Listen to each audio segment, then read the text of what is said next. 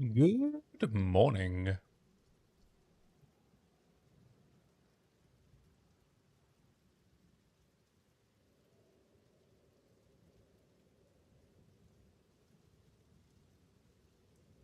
Let us begin.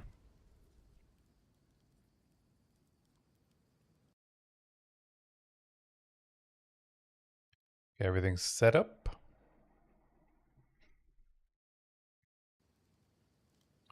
I have not played really anything in the last week. So,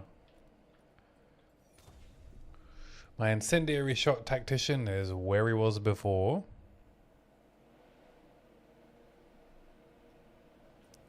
Heading into my first Citadel, and there's the other one. And then hopefully I'll find the third one as well, and I can do Arbiter. And then go from there. See if we can beat Arbiter. Should be able to. I've not been bothering to go into the temple for the last couple of runs. I guess I could run a temple. No, I'll keep running maps for now. I've been running a Breach and Delirium because I want emotions and catalysts.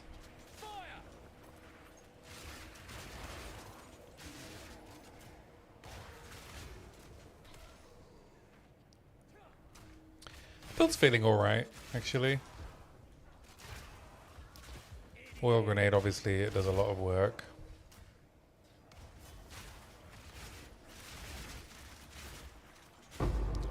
The tank isn't great.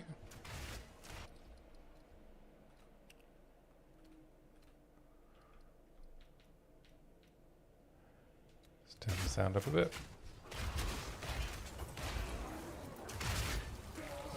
Yeah, you know, trigger a ignite with oil grenade. Maybe this'll do it. And then just keep firing oil grenades to spread it, to be honest. Does a lot of the hard work.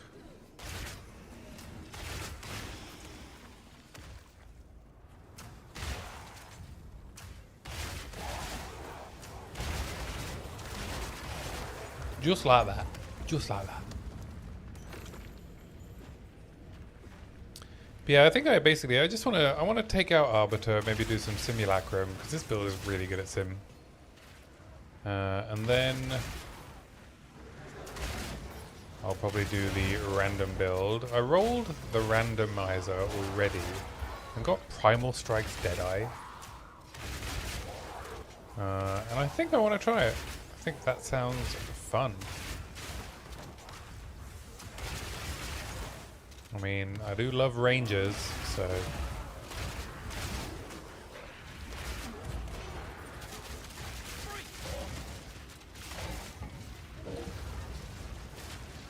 Primal Strikes. I've never played with Primal Strikes. I haven't played with any of the spear skills apart from Rake and Blood Hunt.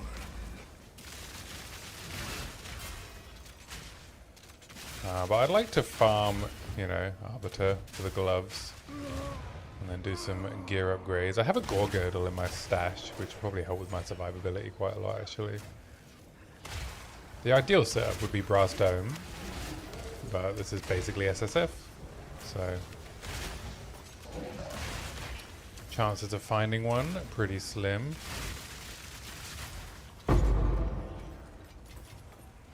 Nice. I saw some people nattering in general chat though, so... probably still some, you know, small group found trading to be done.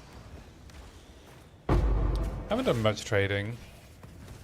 I found a Doriani's prototype, which I traded for a Zoth's Blood, which was pretty cool, you know? He needed something, I needed something. Haven't played a game like that in a while, because even Timmy League, there was a lot of trading on the trade site.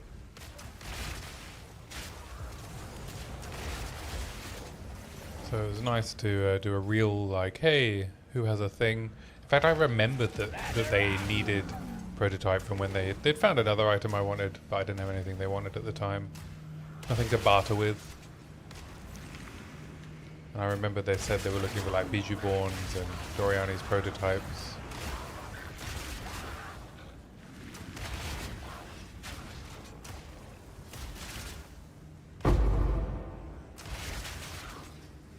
And then when I found one, I just messaged him. He asked what I wanted, and I saw someone had found a Zoph's Blood, which I'm not currently using, though it would be a DPS upgrade. Because I need to rebalance like all of my gear around having that much fire res, and I have to see like what I also need to craft from the stuff I have in my stash if I equip Gore Girdle with the Synacrio gloves. So just a lot of rejigging to do, which isn't the most fun thing. But I think I have a decent stock of crafting bases. So, but I don't need it. I don't need it yet. I'm not really pushing anything that hard. I think Arbiter might take me a couple of attempts, just because my health is so low.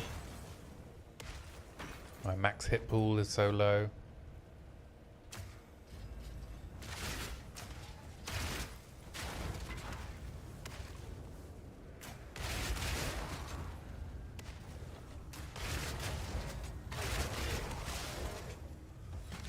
But to be honest, like, you know, 2k health and He knows I'm here. mapping is feeling fine. Like, I do die sometimes. Have a few close calls, but otherwise, pretty good. Pretty good. Deflect helps a lot with armor.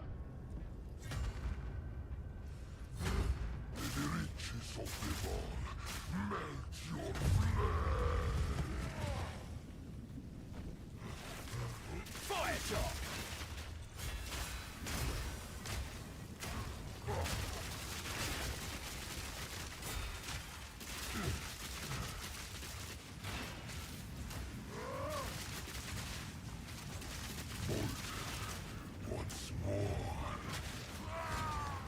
Yeah, it went down pretty quick.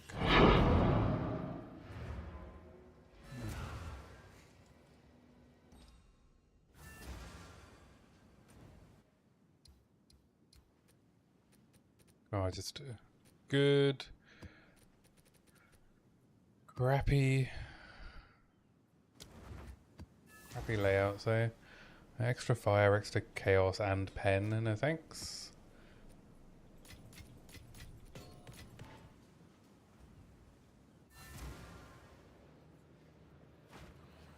They've come to you to die. You are their mercy. But yeah, I do have to say, like, leveling this character and going through the early endgame grind,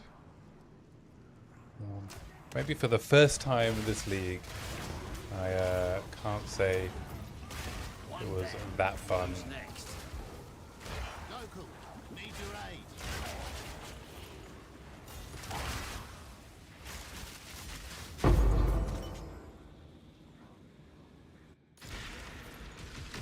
Let's see if you've still got any fight. So yeah, definitely looking forward to an endgame refresh.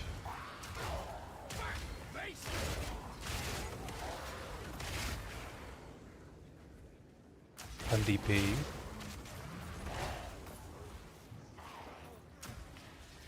Excited to see what they're cooking up, no matter what it is, really. I think we know it's going to be big. It's going to be different. So whatever they do, I'm excited. Super, super excited. Fire shot!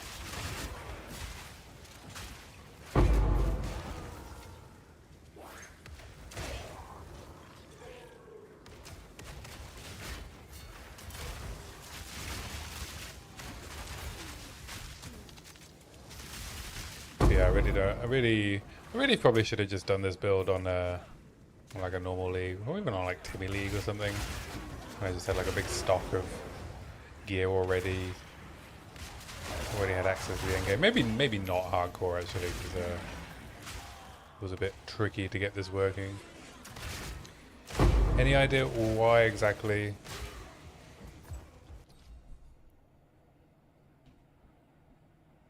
Oh, that's weird.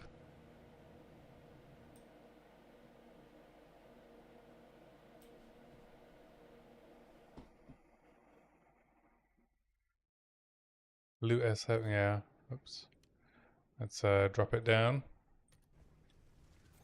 Is that better? Let's increase my microphone. Yeah, I actually thought when I was recording a video earlier, my microphone was feeling a little bit low.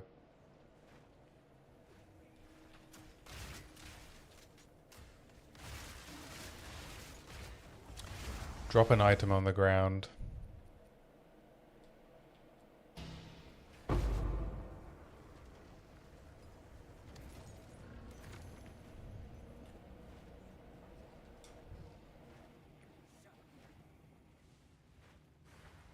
Yeah.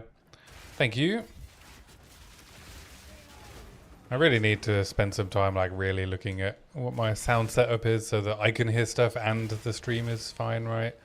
So it's quite tricky, isn't it? I didn't have fun with this character. Oh no, I've had fun specifically with this character. I think I'm just I've done the early end game grind so many times now. Because what? How many different leagues have there been that I've played in 0.4? Less about the... I mean, the character was hard to get working. So that did not help to the feeling that it was very grindy.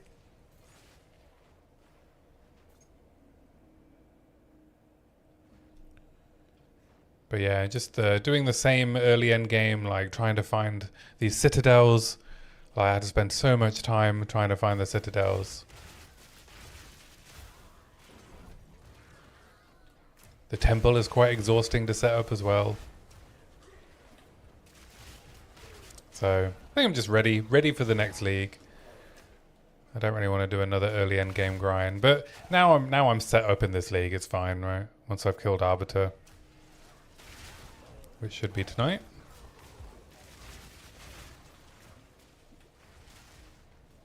How you doing anyway, protagonist? You were trying to get B-roll of the temple and couldn't bring yourself to do it, yeah. Yeah, it's kind of been a bit of a necessary evil when I'm like semi-SSF.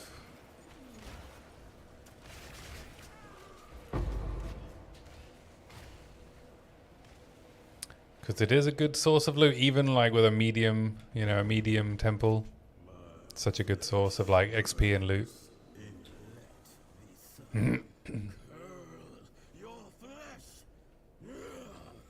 I saw you were extremely brave and posted your video on Reddit.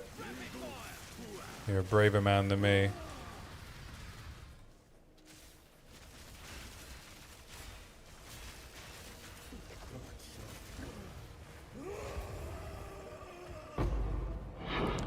Yeah, I don't know why you did it to yourself.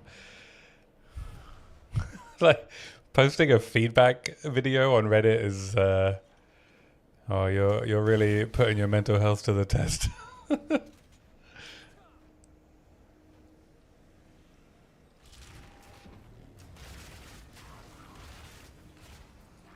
I think I saw them earlier when there was like 4 comments.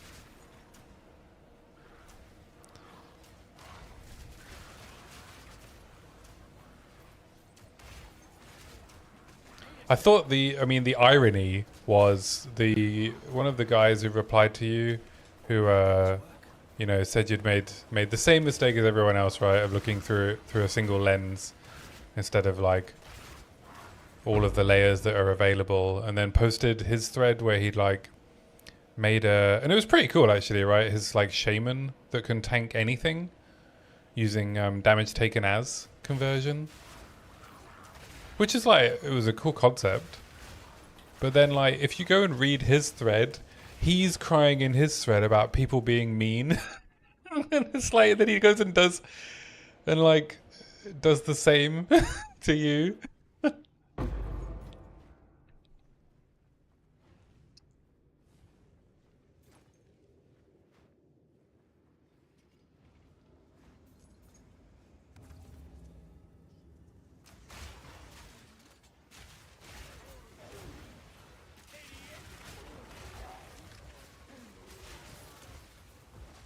You think the dude was just farming engagement? Yeah, I mean, obviously he was promoting the video he'd made and the build he'd made, which, you know, it's a cool build, but it doesn't, I don't think it proved what he thought it proved.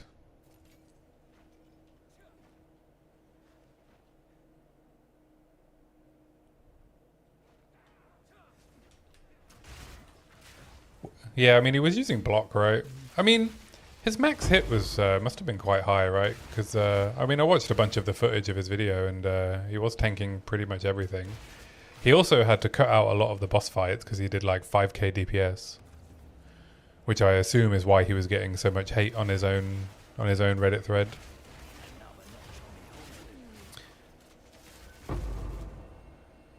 $20k fizz and 32k early max hit. That's pretty good. That's pretty good. But yeah, it's a lot of that's a lot of work and a lot of DPS to give up, eh?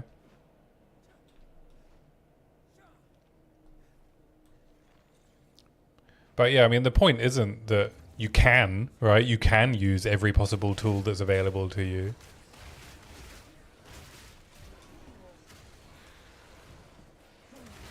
I mean, I think my video will complement yours. I finished the script finally this morning and all of the images, and then I did the first pass recording earlier this afternoon. So I should be able to get the editing done and get it out tomorrow evening.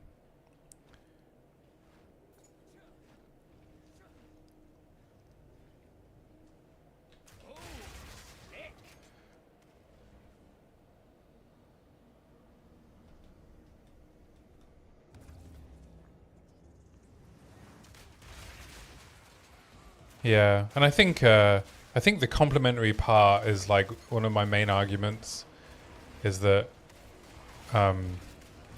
you know, POE 2 and POE 1 they are both like games that offer like quite a unique sandbox experience, right, for build making in an ARPG. I think that's like their big selling point.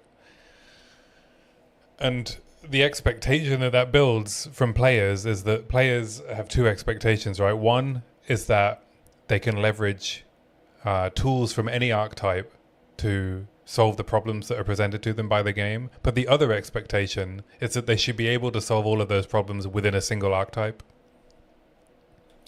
And I think that's the thing that's not being met, right? So you get this confusion where someone's like, oh, I'm going to roll a strength character, right? I'm going to roll a warrior. And then they struggle to build all the defenses they need with the toolkit that's provided. And the response is, oh, just use like a dex or intelligence skill or item, and then you've solved the problem. And that doesn't solve the expectation not being met. So that's the point I make in my video.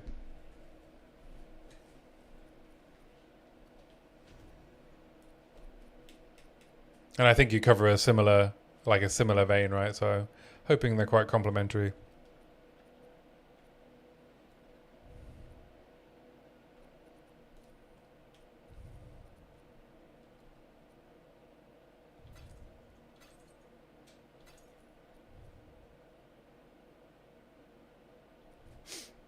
Yeah, I think you covered a lot of points.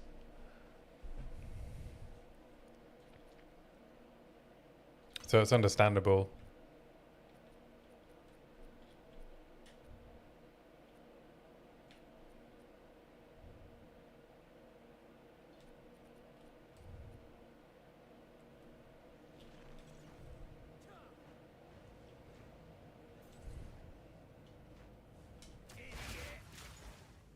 I mean, people take what they want to take from these videos, right? Either it confirms what they already believe, or it doesn't.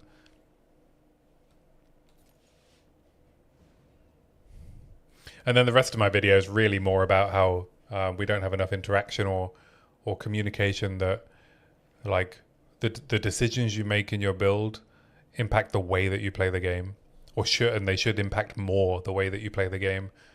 Back to, you know, my favorite saying, fill out spreadsheet, get loot.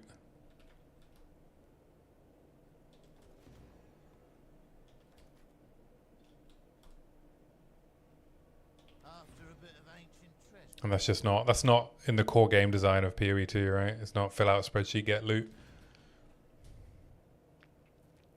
Can I elaborate on it? Yeah, I can. I spent a lot of time on it on my video.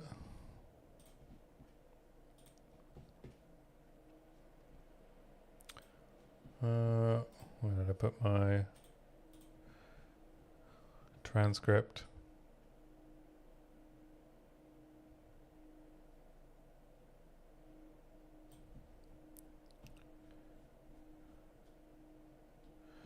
I think the point I try and make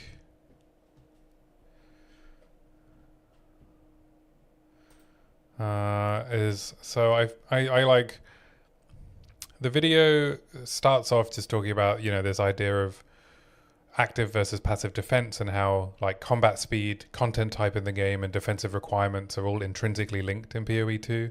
And that is less true in PoE 1, right? You're given a sandbox to solve a bunch of problems. Those problems are generally solved by your build, and your build then plays the same as it does with many other builds. Now, PoE 2 does also have an aspect of that, right? Because it has a lot of high monster density content. And so you do need passive defenses, but then there's also a lot of content where movement and positioning and active defenses are important. And when you make decisions about the build that you're making, you have to take that into account as well, right? What toolkit are you providing to your character in order to solve the problems that the game is presenting to you? Now, one of the issues at the moment, and the assumption that I make in the video, is that the glass cannon meta, right, of kill or be killed is going to be toned down, and the active and passive defenses will have more of a larger role in the game. And so bearing that in mind, can we look at where there still might be imbalances and where expectations aren't being met? Because at the moment, when the expectation isn't met, the solution is build so much damage that you don't need to think about it anymore. Whereas actually it should be, okay, I have a bunch of active tools I've created for my character.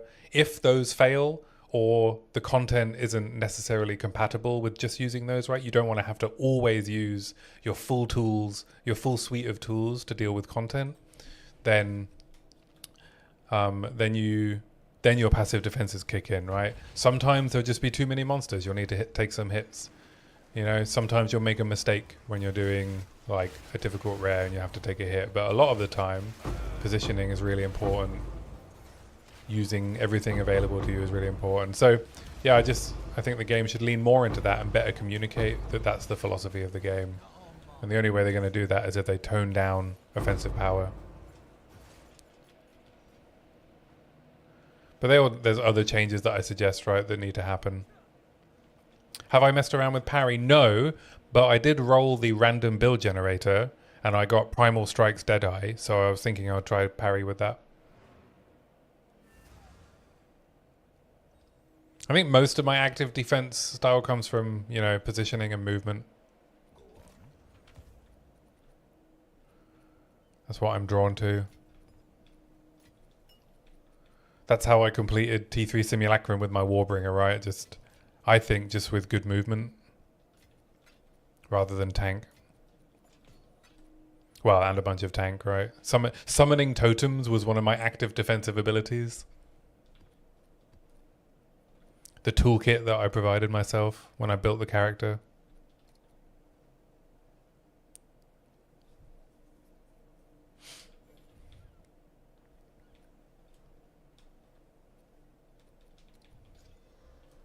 I serve.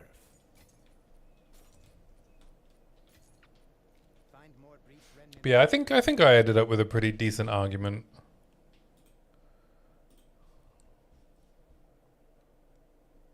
I drew some fun diagrams and give you a little preview. Don't tell anyone, even though this is going on a VOD. But I mean, the video is going to come out tomorrow anyway. So I talked about the various content types and how they impact what you need to be thinking about more.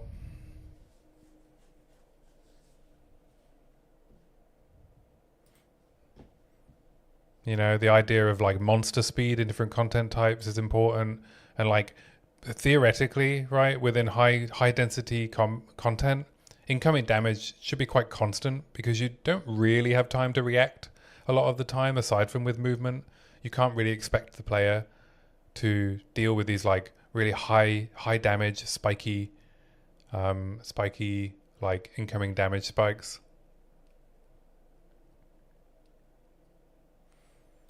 I made this wheel, which I was really proud of with the passive tree.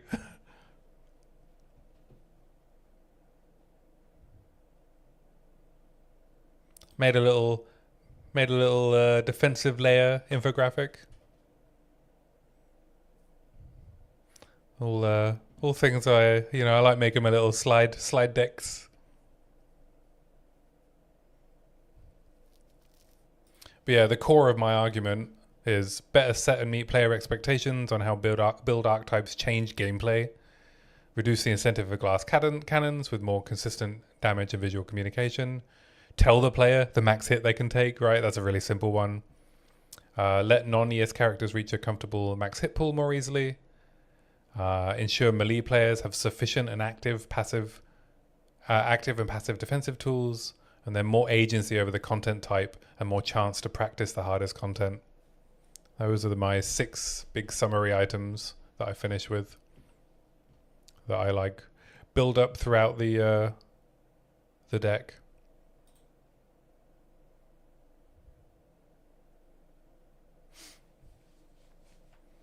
So yeah, these are the main points that I cover. Active versus passive defense, expectations, max hit versus the HP, the glass cannon meta, dodge roll just existing in the game, melee versus range gameplay, bossing, and then player punishment.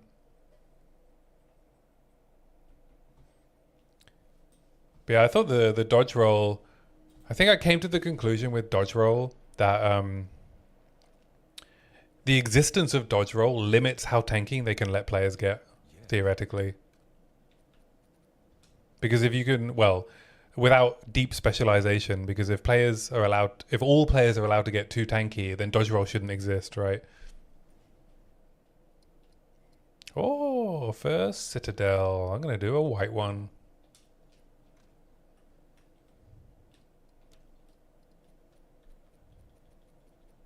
Do I have any white ones? Yeah.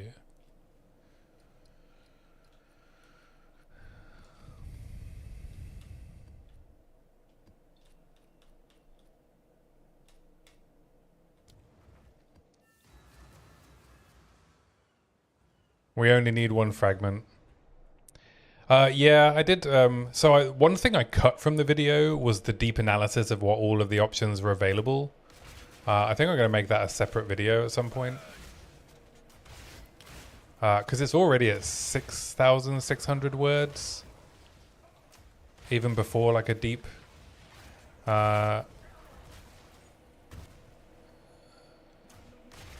before a deep analysis. Oh, fuck. Goddamn Dorianis. It's a white map. Oh, I guess they were getting the meteor. Yeah, it's disabled dodge roll can't be light stunned, right? Unwavering stance.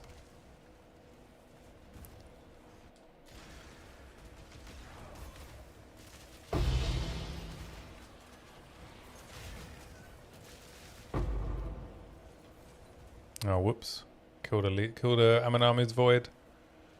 There's also the passive that changes dodge roll so that instead of avoiding damage in the first half of the roll, it reduces all damage taken by 30% during the entire roll.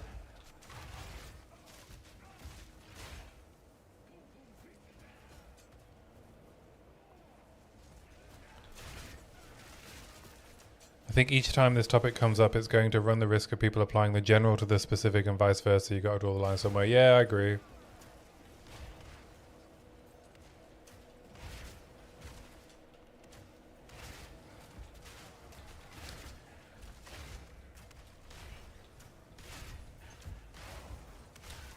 Yeah, I mean, like there are things you can do to preempt that kind of stuff, right? But there's limits.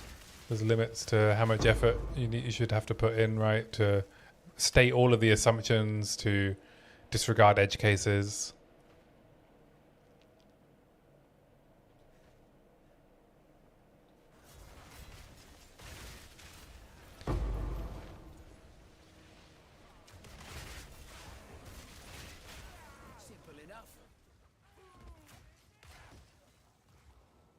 That's why I tried to reiterate the stuff that I was talking about in a vacuum was a bit over sensationalized, right?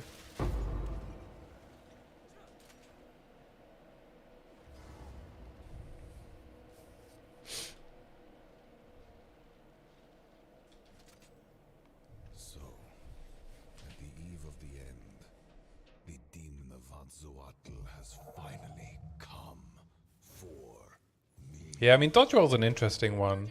Like the take 30% of damage during dodge roll might be quite interesting, right? Maybe for like for a build even like this, where I could like set my fires going and then just roll around constantly. But I think one of the points I made, right, having active defenses in the game, just by their existence, slows down combat, right? If you need to use active defenses, combat will just be slower because you can't actively defend and attack at the same time. Oh, fuck. Oh, I'm gonna die. I can't give up. I must save my people. Mirage Archer build, yeah.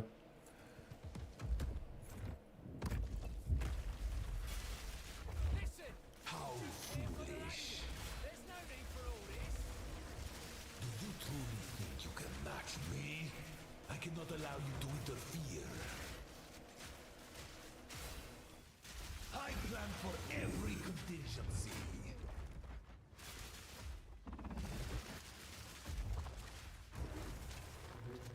Have I tried Thorns? Nah, I can't say Thorns really appeals to me. Not my style.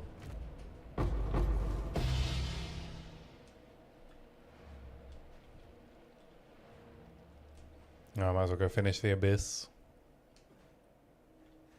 Have you done a Thorns character? Did you enjoy it?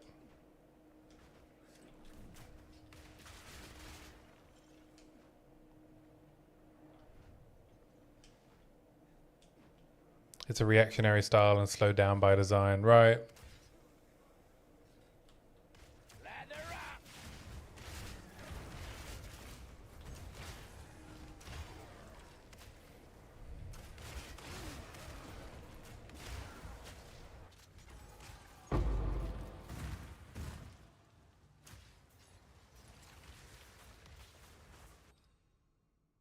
Oh, there's an Abyss right at the start. Oh, I can't ever be bothered. I'm just going to go find the next Citadel. You always like the idea of Thorns. You tried it last league, but it's too janky and requires too many uniques, right? Yeah, I did, every now and again I would like save a bunch of Thorns gear up. And then I just never felt the desire to make the build. They need to put Crown of the Pale King's effect on the tree or an Ascendancy or something. Well, I mean, that's a different debate, right? Whether a build should need a unique to be enabled.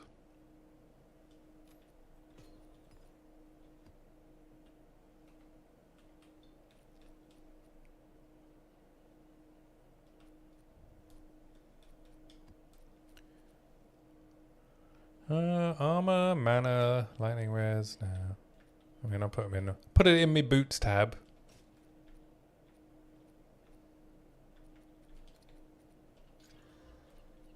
Strength T1? No.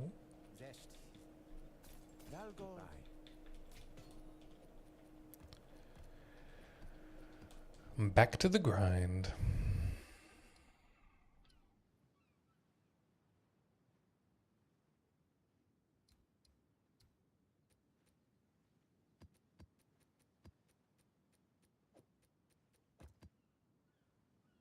Well, at least with Thorns, there's a specific item mod pool that gets filtered into the playstyle, so having the viability of it more or less hard gated by unique is a big oof from me, dog.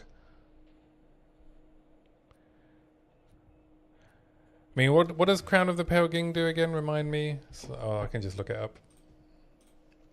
I can just look it up.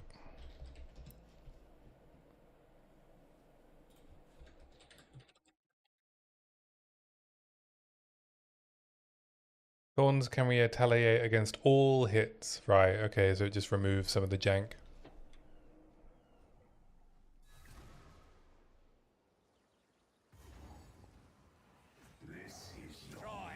Yeah, I mean, I don't know. I don't know I'd have to think about it as to whether or not I agree that it's okay to gate a build like that.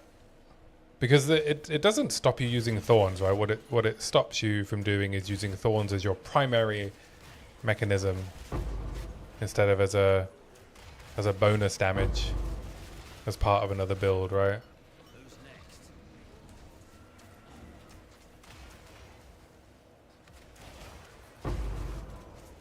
You'd be more okay if the helmet's scaled, right?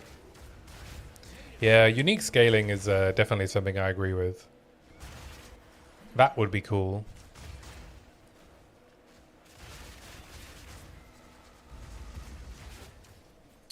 I guess I rolled the Waystone that has tons of additional damage. And it's Viper, so I don't see myself surviving.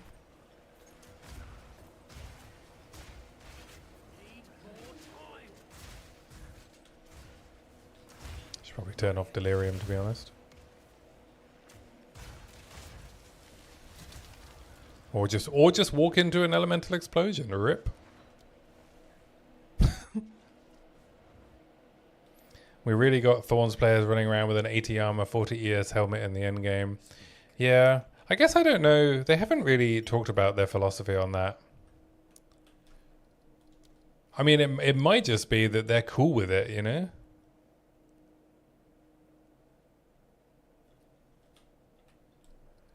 They might just be like, yeah, you have to give up a slot. We good with that. Maybe they are, right? Give up a slot for a unique effect. Maybe they're okay with it. You know, they like trade-offs.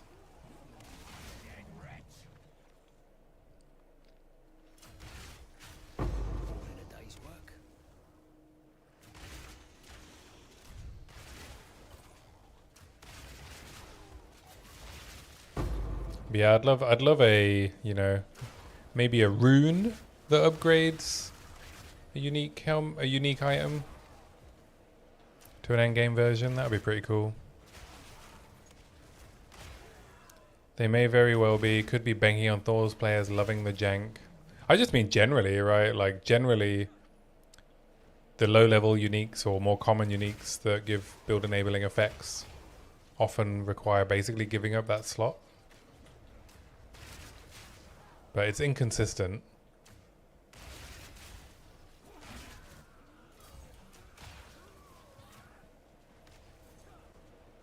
I mean, they did nerf a bunch of possible avenues for making retaliation builds, right? They keep nerfing them.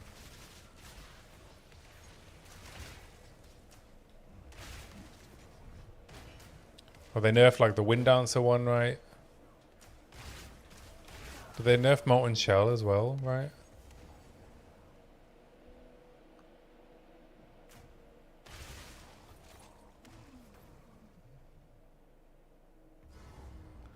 Which is weird, right? Because it's a game with active defenses. I don't know why they would want to nerf retaliation stuff.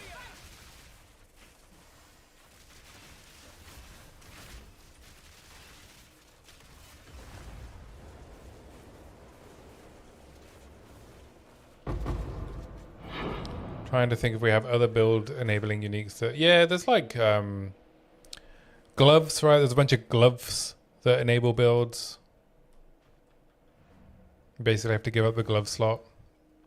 Not that glove slot is often used as a defensive slot. I guess helm is just more often used for defenses, isn't it?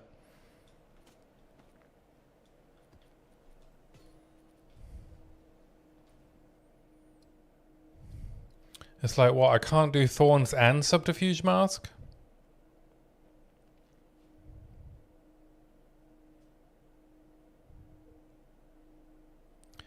Yeah, I don't know. It might be one of those things where they get internal data of like 12 people are breaking the economy because they know the secret source and GGG has to balance around them. Yeah, I doubt it. I guess they just have very strong opinions on what should be viable and what shouldn't in their game. It's not a perfect sandbox, is it? Everything you have done is only made.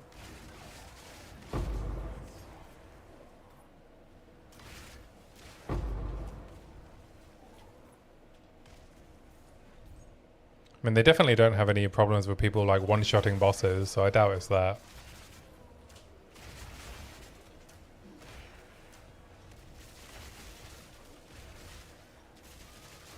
One down. Who's next? They've been very open about the fact that they're okay with a one-shot meta. Or with the glass cannon meta, right? They'd rather have a glass cannon meta than a tank meta.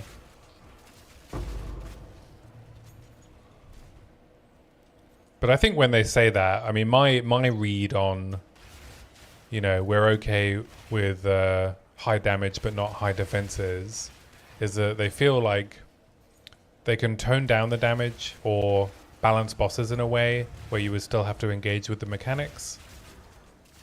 And I mean, realistically, I think the only way that they know how to balance bosses around high damage is to force you to do the mechanics with transition phases. Oh, for fuck's sake. But that is, you know, that is their philosophy, right? That they can balance. This build sucks.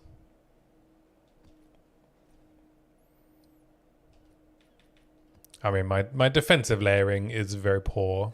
I haven't bothered to fix it yet.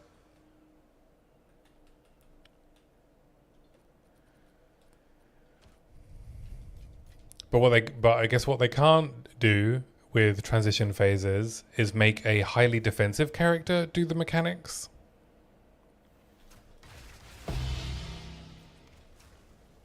They don't know how to balance that, right? They don't know how to balance with people just standing in the fire.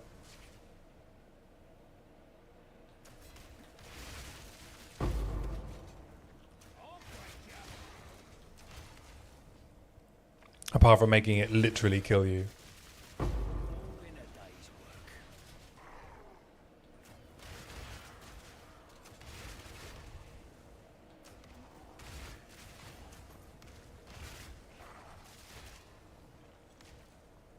should probably be breaking armor with rapid shot more so I can keep my scavenge plating stats up. Which is a bit ironic because you could have exponentially scaling damage or stackable debuffs, right? Yeah. Maybe. I mean, actually, saying it out loud, working through it, like they can balance it, right? I mean, they seem to use an arbitrarily high number, but not an infinite number, right? For like things they want to run one-shot you. When they could use an even higher number. Or maybe they can't because of whatever engine they're using for their maths.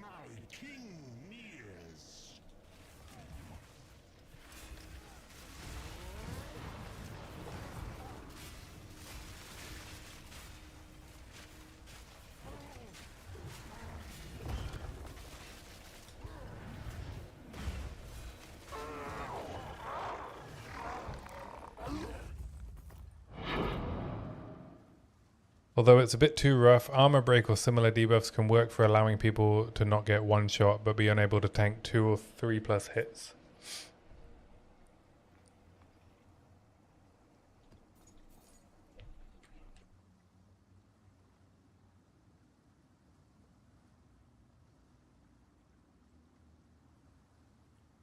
Oh right, as a way to counter players that are too tanky, right? Yeah. Yeah, I mean the like balancing, like you know the pacing and punishment of bosses and stuff. It's tricky. Tricky.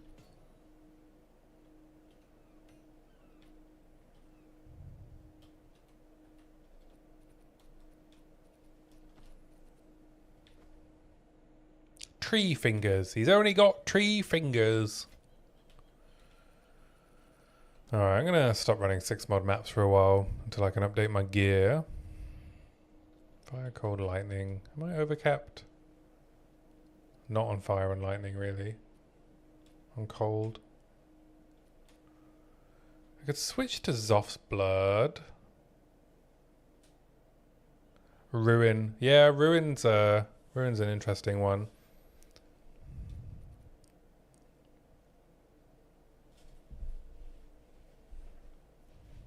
Yeah, I mean, I think like yeah, Ruin is would be quite a cool way. Am I going? Hey, Depression ZX. Am I full armor on this character? Yeah, it's a tactician. I just haven't bothered sorting it out yet. So I've got polished that gear. But my armor is very poor. Is it good? Not yet. Is it better than ES? Definitely not.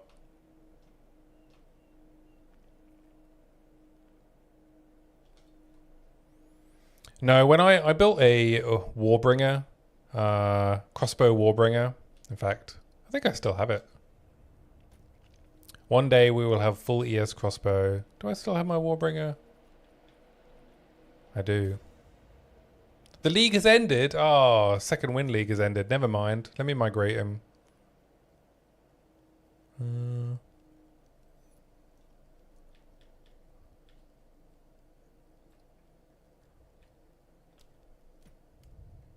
There we go. So when I built my Warbringer as an armor character, this is what I had to do to make him tanky. I had to give him 1400 ES. So I'm using 1 ES helm and a amulet that gives bonus ES. That's it, and global defenses. So like 90% increased ES for my amulet, and then a 460 ES helm. That gives me enough health buffer that the Warbringer feels good. And then I use a Gore Girdle.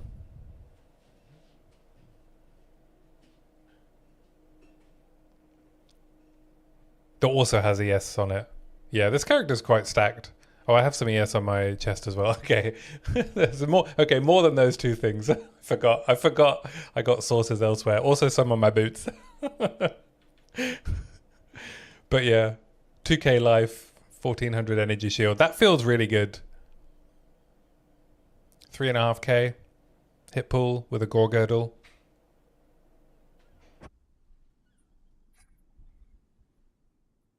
Be right back. Gonna check the couch cushions for some ES. Yeah, I forgot how much I like stacked up this character. But this Warbringer, who is he does shock burst armor break.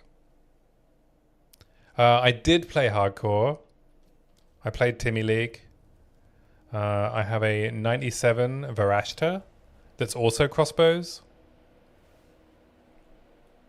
But she has 10.6k ES.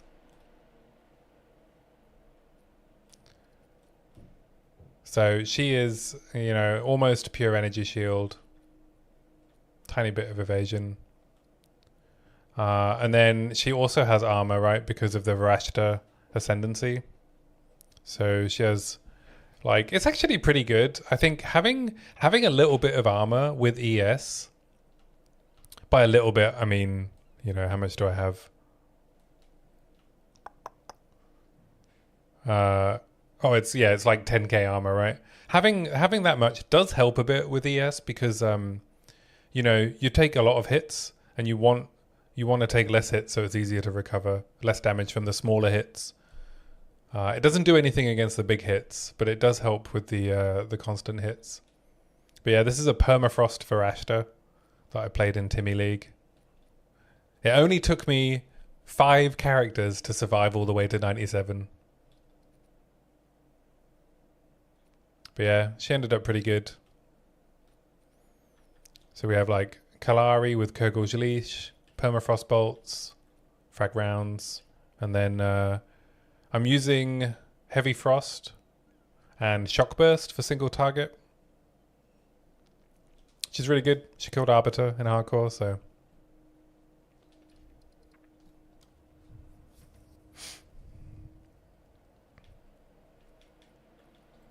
The Tactician that does Incendiary Shot. I made this character because I just wanted to see if I could get Incendiary Shot working. And it's working. It's not good, but it's working.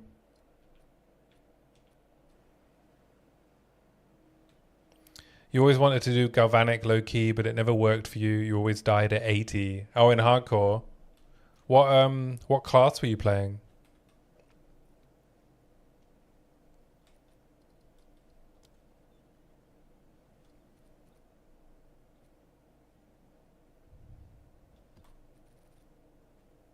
All the classes, right? Yeah, I think in 0.2 you even tried monk. Yeah, I did a crossbow monk. Crossbow monk's good. Meditate is underrated. Yeah, Galvanic used to be good in leveling, and then I played it in 0.2 hardcore with a Deadeye. It was pretty good, but it was much better for leveling in 0.2. But yeah, monk's a good crossbow class, man. For frost or lightning, monk's good. The ascendancy is really tanky as well. I love meditate. It's clutch. Alright, I'm just gonna run blue maps because CBA. All I want to do is get to Arbiter. Bored of losing my maps. But I can't be bothered to craft all my new gear yet. So I won't.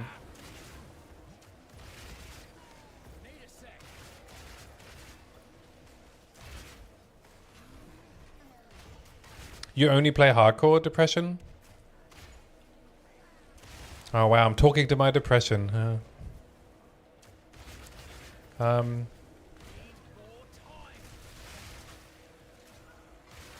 Yeah, I've died. Can't have fun with softcore. Yeah, fair enough. Fair enough. I get that sentiment. I used to be the same. I used to only play hardcore in POE 1. Ooh, divine. Not that it matters. This is basically SSF. I think, yeah, I have a lot of fun in hardcore, yeah, because of the challenge. But then I also like trying out different stuff. So I just find softcore is better for build making for me. And then I do hardcore like later in the league when I'm done making a bunch of builds. The only way you could beat Uber Arbiter was with Leech Contagion, right?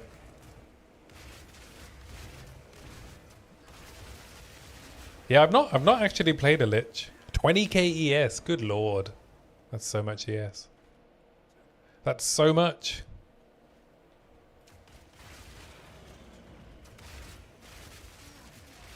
Good job though. It's, well, you can still die, right? You can get unlucky in Uber Arbiter. Even if you play perfectly, right, there are a certain combination of abilities that you can't avoid. Like you can't avoid like needing to tank a hit. I guess the 20k ES helps with that, right? If you have to stand in the beam with a donut. I don't know if that happened during your Uber Arbiter, but that's happened to me in Arbiter a few times. Where you can't avoid the beam.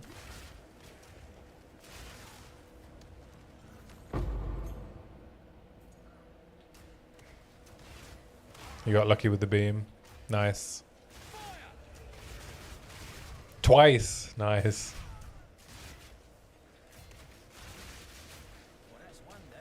All the way down to 5k ES. 15,000 damage. Yeah, I think Arbiter needs some changes, right? Just a little bit of balance with the way that the abilities can combo.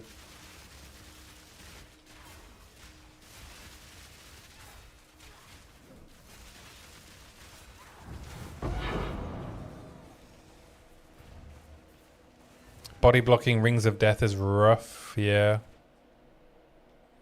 Yeah, it just needs a few tweaks. I think the fight's alright, apart from the edge cases, right, where you like... I would classify them as bugs. I don't think it's intended that he suddenly becomes impossible to do. I have many services. I'm okay with hard bosses as long as there's the possibility to outplay it, right? But sometimes there isn't.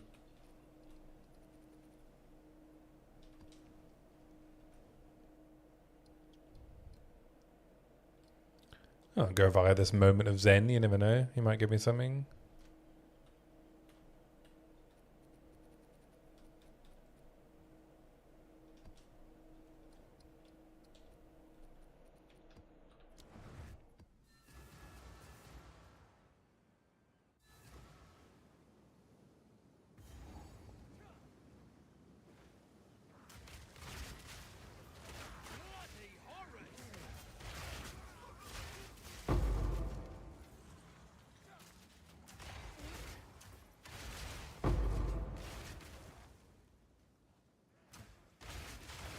I wonder if we'll get some new endgame bosses, like proper ones. That'd be cool.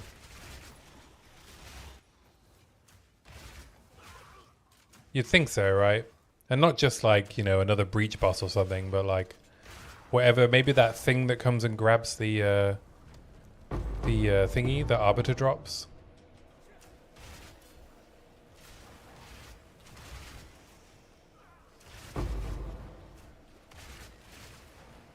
Like the black thing that's flying on the horse or whatever. Wonder if part of the reason we were waiting is if the endgame wouldn't have made sense without Act 5 bosses and zones. Possibly. So you're thinking we're going to get Act 5 and 6? Or Act 5 maybe?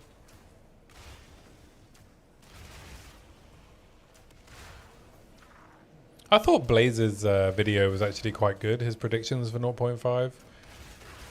Couple of the like clips he pulled from the dev interviews I'd forgotten about like the things Mark said about how big and different the end game they were cooking was going to be.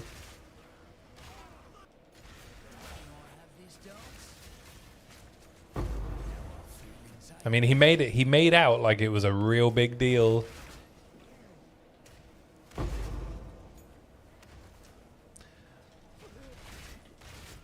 Oh, I fell down.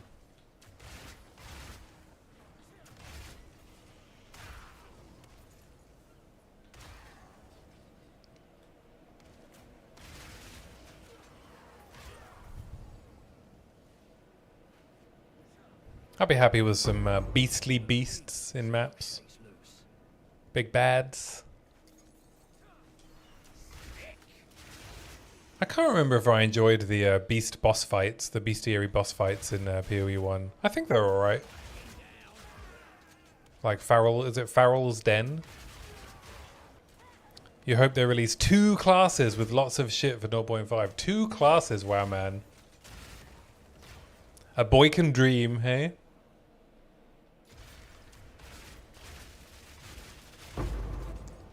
Fellas in here shooting for the moon. 2 classes, wow. Yeah, I mean, that would be amazing. Daggers and swords. I'd be pretty happy with either daggers or swords. I'd probably be more happy with daggers, but they need to release a strength class.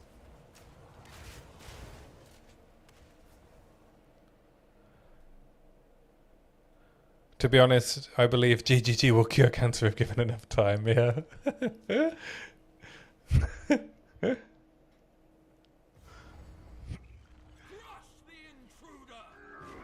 I like the enthusiasm. That is, I think they're brilliant, you know.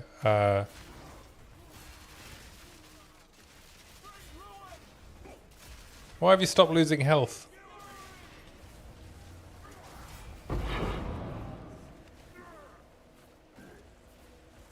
Daggers and axes, no one's happy, but everyone's happy swordies suffer.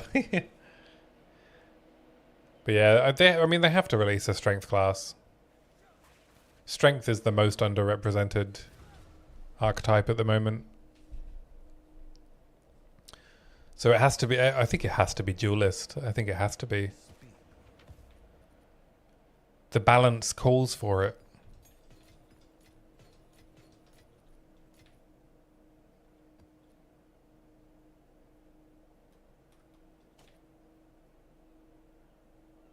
No, I don't want to do cooldown recovery rate. It means I can't fire me grenades.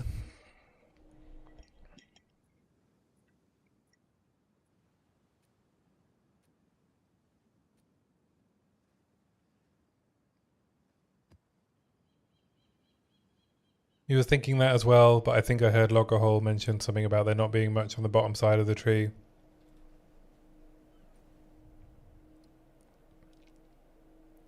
And hybrid strength dex class would be an interesting choice. Yeah, I mean, I think that's the kind of thing that they need to do. Strength dex or strength. They just did a strength in class, right? So if they release Templar straight away,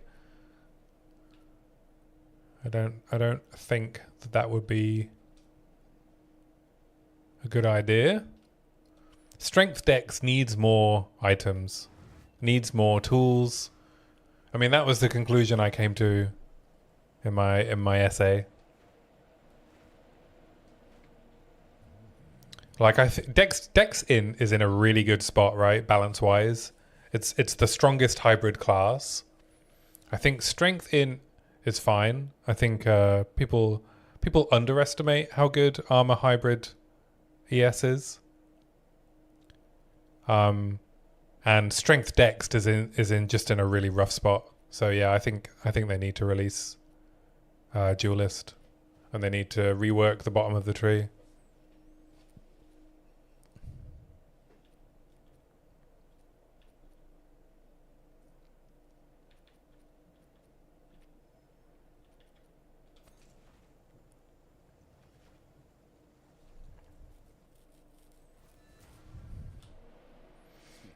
Yeah, and I mean, I know that the strength Dex issues are a symptom as well of like just the way evasion and armor scale. You also noticed bottom of the tree has some of the worst access to crit. Good. Fuck crit.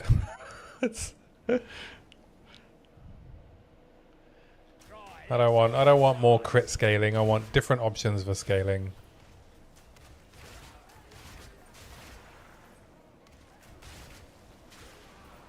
Deflect shouldn't exist. They made evasion like armor, and that's a mistake. Yeah, I don't know. I mean, I've thought a lot about deflect and its existence. And I mean, it depends, right? One of the challenges, I think, is that at the moment, if your defensive layers fail in pretty normal end game content, the punishment for that shouldn't be death, right? If you're a pure evasion character with no deflect and 2k life, then the punishment for death, punishment for making a mistake in a normal T15 shouldn't be death, but it currently is, and so you kind of need deflect there just to make evasion work normally. Now, if they could solve the problem of, you know, evasion characters not dying to a stiff breeze, then yeah, I think we could get rid of deflect, but I think it's needed at the moment, and I actually don't think it would be an issue if you could scale it to 100% chance. If with really high investment, right? I don't think it would cause too many issues if you could just have 90% evasion means 100% deflect. It wouldn't be better than stacking that much armor, apart from against chaos damage. But you could also modify deflect, right? What if deflect only affected certain damage types? So that would tone it down a little bit. So you'd still be pretty vulnerable to chaos. Yeah. It doesn't make sense that you can deflect chaos damage, right? But I don't know. But yeah, I think it is kind of necessary at the moment while they figure out how to let players scale like a more acceptable, comfortable life hit pool. It's just too difficult to get a comfortable max hit pool at the moment if you don't have ES. And that's an issue. Why have you gone underground immediately? So rude.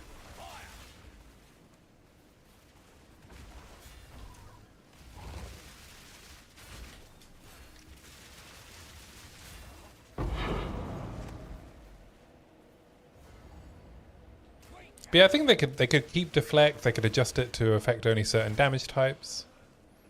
Oh, sorry, protagonist. I missed your message. I'm not saying it needs more, but I think the part of the reason it's overlooked on the heat map is because of that. It's been propped up by Deepest Tower and Constricting Command. Yeah, possibly.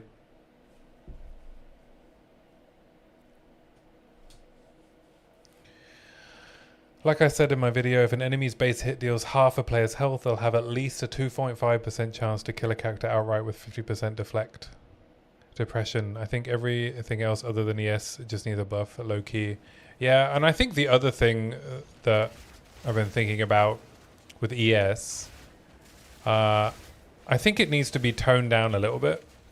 And I think the like the big buffer effect of ES needs to be an active ability, right? The class fantasy of a mage is that they are, you know, physically quite weak, but they deal tremendous amounts of damage or can control their enemies, right? That's the mage archetype.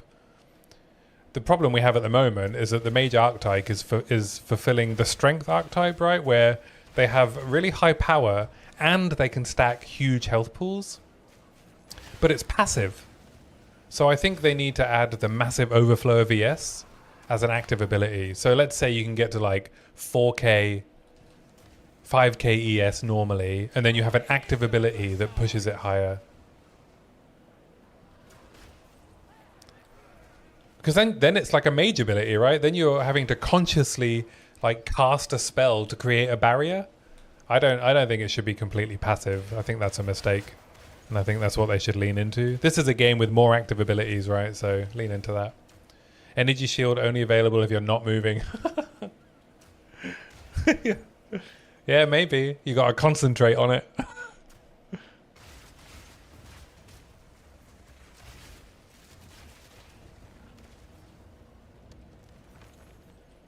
I mean, that's not... Yeah. I mean, yeah. I mean, I know you're kind of half joking. I know you. There's a little bit of truth in there. Shit, now I wish I put that in my video unironically. Well, I mean, I don't really like in a game like this anything that makes you have to stand still. I think melee being attack in place is also a mistake. Or at least, you know, I think we've talked about this before, right? If you're gonna make someone stand still, then they should get a pretty decent benefit for that. And I don't know if an ES buffer is a decent benefit.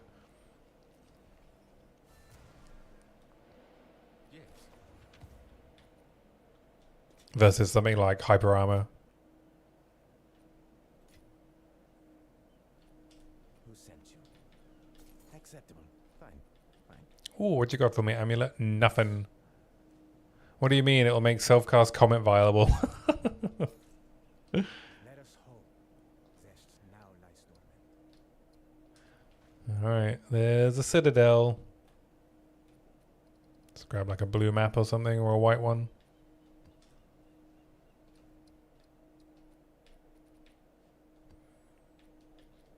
I'm worried that I'm not going to be able to do the Arbiter with this defense setup. I feel like he's going to keep one-shotting me with his sword swings.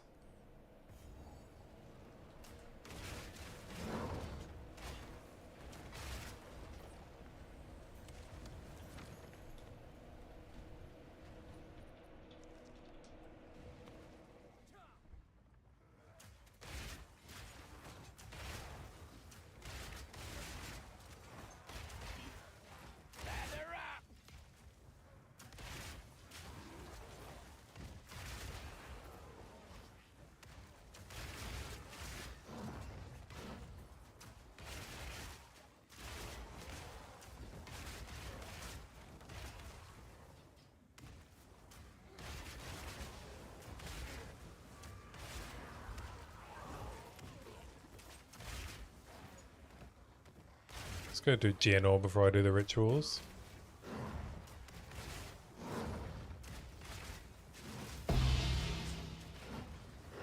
What do we think? Is Arbiter gonna drop me his gloves on the first go? That'd be nice.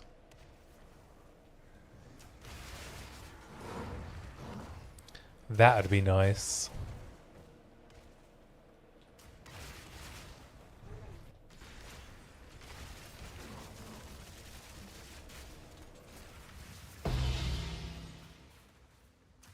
You also need to do a totem build. I use totems on my Warbringer. But not for doing damage. For defense. The Ancestral Guardians were better than I was expecting. Do I think Oracle Ascendancy? I don't know anything about the Oracle Ascendancy. I've not made any builds with it. Let's have a look.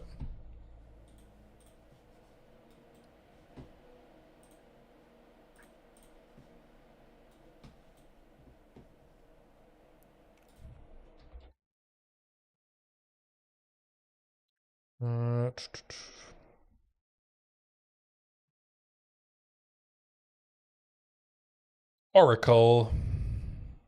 What do we got? For totems? Oh, I guess, yeah, you'd have to check the paths not taken, right?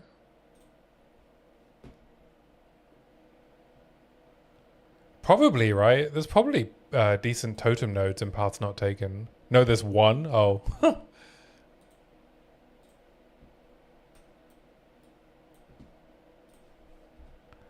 I guess there's like one for each thing, right? Area of effect, totem placement speed, cast speed, attack speed. Totems get +3 max rares. Oh yeah, it's not great, is it?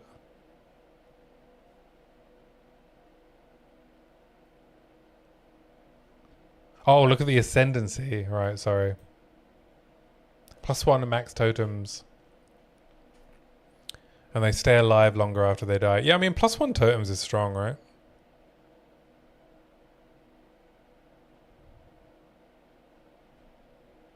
I mean, Oracle is a good ascendancy. I've not made a character with it, but what you could do lesser harm. Unnamed Heartwood, Unseen Path, right? And you can grab these nodes as well.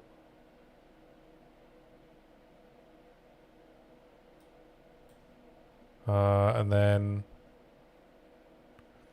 you don't have that much tankiness. I mean, enemy damage hitting you unlucky is pretty good.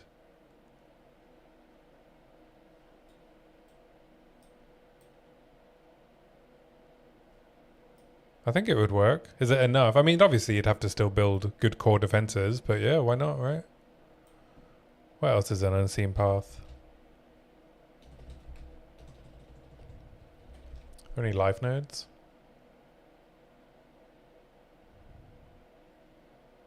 Oh, you could do a companion. That would make you tankier as well.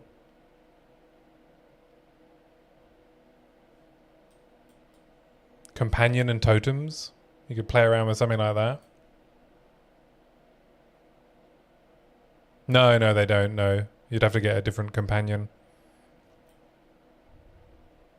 But you can give it 20% life and 5% damage from hits taken before you, right? I think you could build a pretty tanky Oracle for sure, right?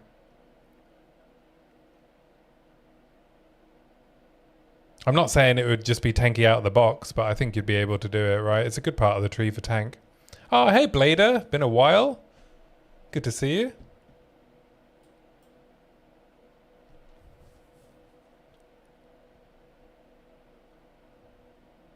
Been working too much. Working hard or hardly working? Yeah, I think an Oracle totem build could be fun. What kind of totems are you thinking of using? You got something in mind? Did I know turrets also count as totems? Like ballistas? Yeah. That was, I used mortar on my Warbringer. Oh no, I didn't. I was going to use mortar, and then I remembered that voltaic grenade and shock burst rounds are an anti-combo. So I used the one that pins. Yeah, ballista.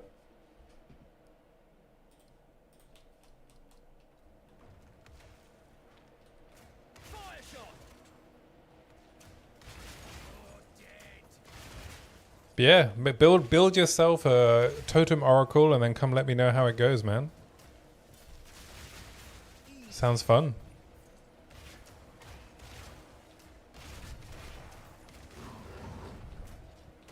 I don't know if does anyone know if anyone got spell totems working with Wyvern? Like the power charge thing? I don't know if spell totems ended up being good or bad. I'm assuming they're bad. Is this private league public? By Curse. It's the I'm Just Anthony League. Let me grab a link for you.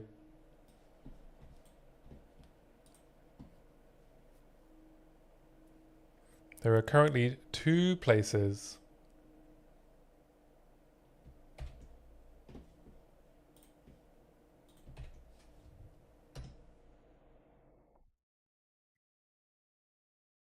Oh, wrong chat.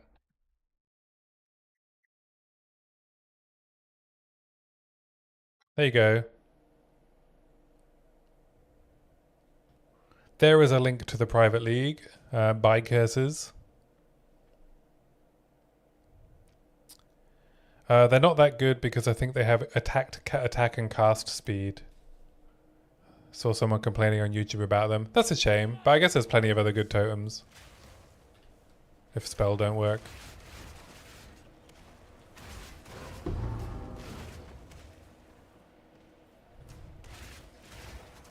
But yeah, I mean, I guess we know that mortar cannon totems are good, so you could always do a mortar cannon oracle. Oh, I've run back to the start. Whoops.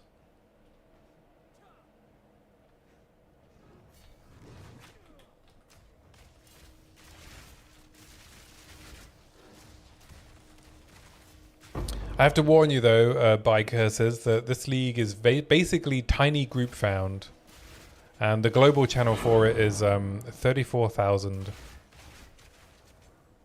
There's only a few people really quite active in it.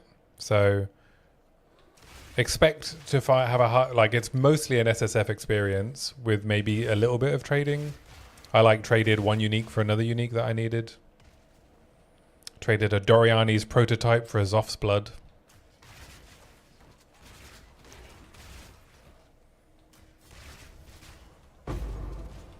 Which, to be honest, made it a bit more painful to put this build together than I would have liked.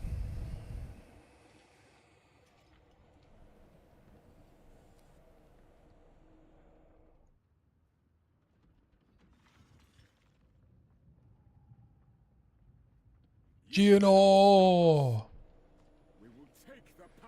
Open the cage! Release the beast!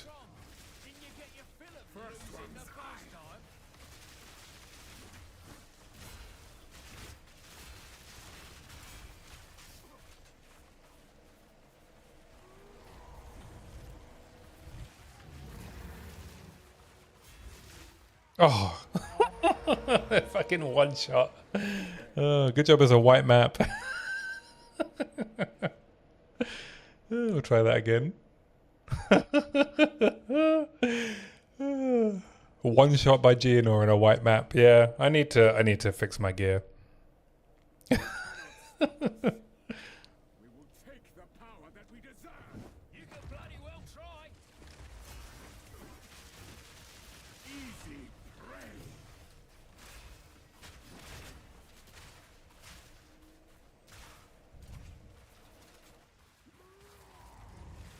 Alright, I'll stand a bit back. You see this and get traumatized because of hardcore. Yeah, I lost a hardcore character to Gianor. But to be fair, that loss was completely my fault.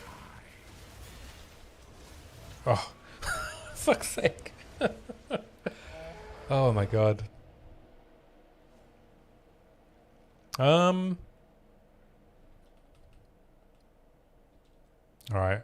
I'll have another go and then I might have to go change my gear. So embarrassing.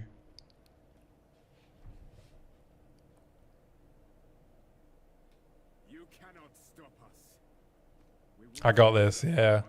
I can't believe he's doing so much damage.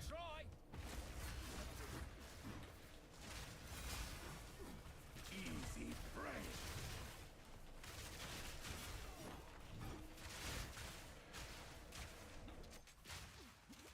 What? Why? Was I bleeding?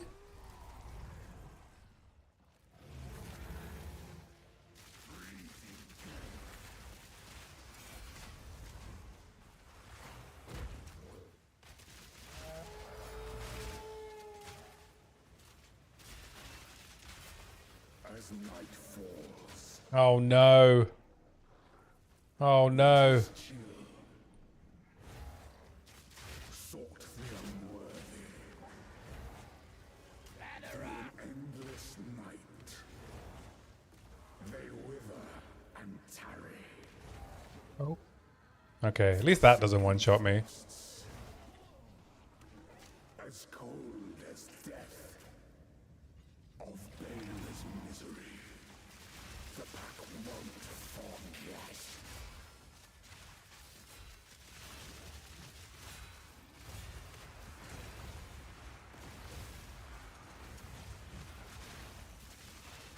Oh, okay, we did it. We did it. Good lord. Oh. Goddamn GNR. Alright, I'm gonna go do those rituals just in case. Just in case they got something good.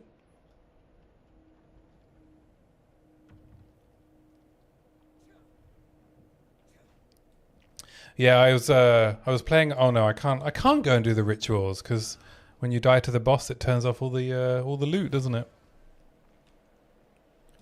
Yeah, I was playing in Timmy League, and I went into a GNR where I had, I think 6 or 8 boss points, and it was a corrupted T15 with extra damage and Ellie pen. And I had 8.5k or 9k energy shield, and then yeah, I got one shot. Thanks for the follow, Depression. Enjoy your dinner. Thanks for hanging out. Appreciate it.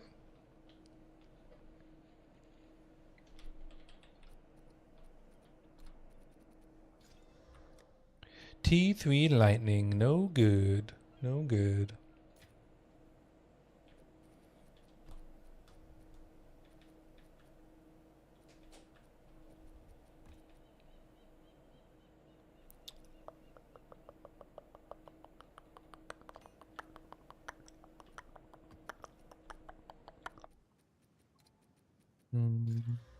Ooh, T2 Fizz.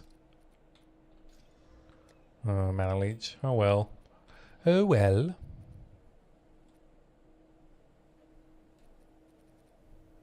Have you found more?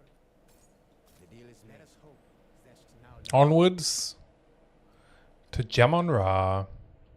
Well, I've gone past so many Jade Isles and I do not need Arachiatas.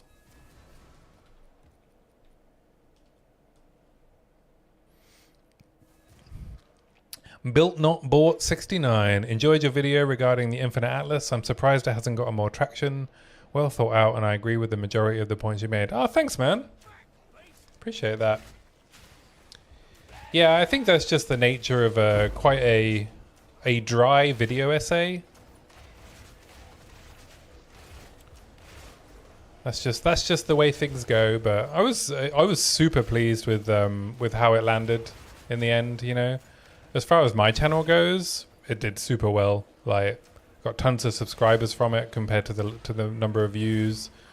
Loads of good comments, loads of likes. So yeah, I was really happy with how it did.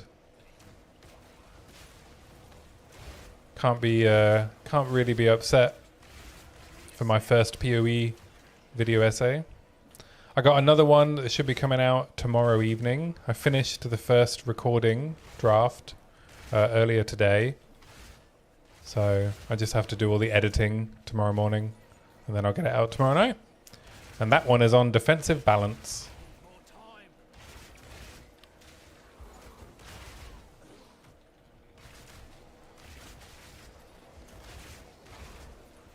What's wrong with defenses in PoE 2? I'm going to have to make it a bit clickbaity though, you know, to get a bit more traction. I'm gonna have to do something fun with the thumbnail and the title, I think.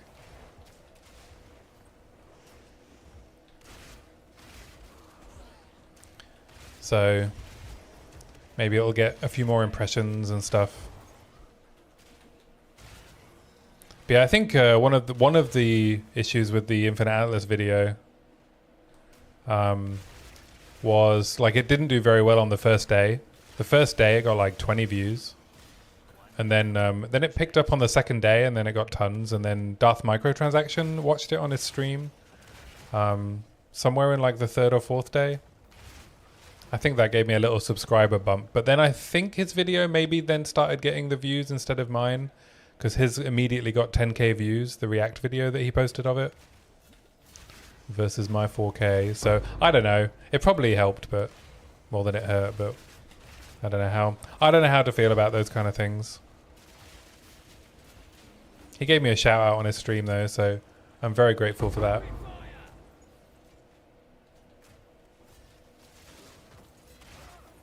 Defense balance should be an interesting topic. Yeah, I think it is. I think it's interesting and complex. I'm attacking it from the angle of how active defenses need to play more of a role as part of build making.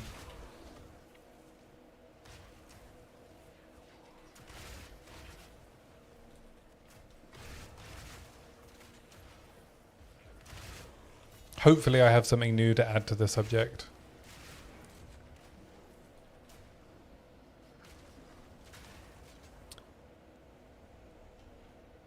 But Protagonist, who's in the stream on Twitch, he also released a defenses video the other day, yesterday, I think, or earlier today, depending on which time zone you're in. So you should check that out as well. He did a lot of analysis on balancing the numbers around defenses.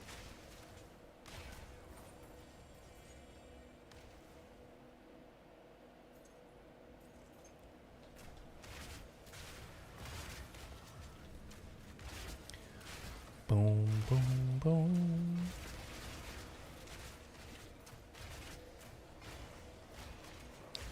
I'm not in the industry, so my opinion is biased in that sense. But the way I look at it, reactions like that bring more eyes to the video that wouldn't have seen it otherwise. With 300k subscribers on his main channel, it's not a surprise his React video gets more views. Yeah, it's on his secondary channel. But yeah, no, I know. I think the, you know, whether React content is a net positive or negative is it's its own debate, right? I think in this particular case, right, someone like DM watching my video and giving me a shout out is a positive for me. Even if it reduced my views slightly, I think I still got like more exposure than I would have. Right, so the video might have done worse, but my channel gets more views. And it is done in good faith, right? Yeah. DM's a good guy. I'm definitely not complaining. I just have complicated feelings about, you know, React culture on YouTube. And it's a very nuanced subject.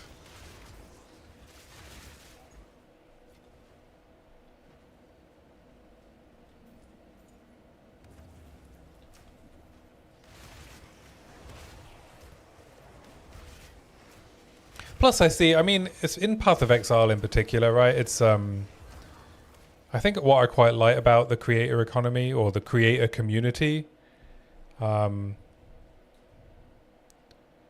is that it is a community, right? So I think that kind of thing, right? Like a rising tide lifts all boats. So I think in particular with Path of Exile content, I think actually the whole like React culture and it being like a wider community discussion is really good, just generally. So I think in particular, in Path of Exile content in particular, I'm cool with it. I think it's good.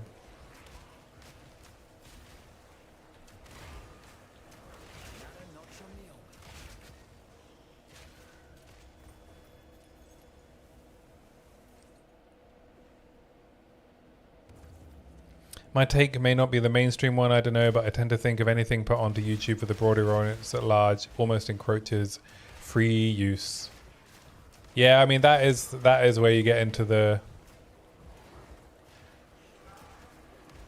nuance, right? And that whole free use thing, I think, started because some creator tried to sue PewDiePie, right? Because she didn't agree with what he said about her video, rather than that he wasn't using it fairly, and that's when the free use thing was basically cemented. But you can't like react to a movie, right? Because that's not classed as free use. Yeah, it's an interesting topic. Kind of sucks that everything gets wrapped up in monetization. I mean, yeah. Thankfully, YouTube's not my job, right? It's just my hobby. So I don't need to worry about monetization. I just want a cool community to hang out with.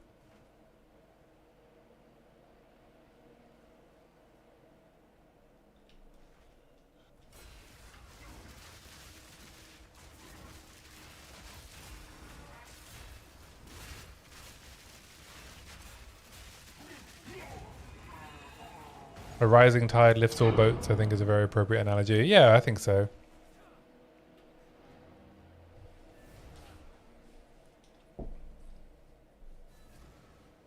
We're all just passionate about the game, you know?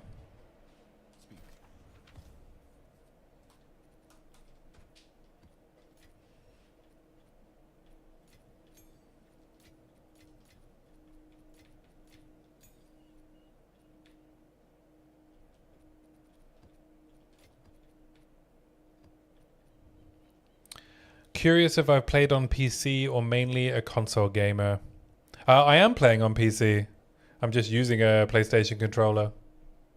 I played 0.1 and 0.2 on console.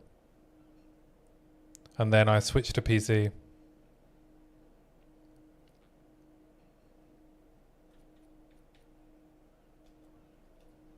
I get that question a lot. I guess because I've got the console UI, eh? But yeah, no, I'm on PC.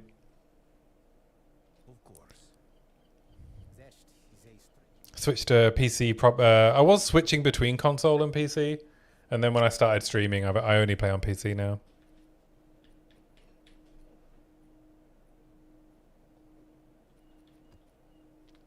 Oh, I can run that one. Can I run this one? Yeah, probably. Yes. Take our gold and go. So it is.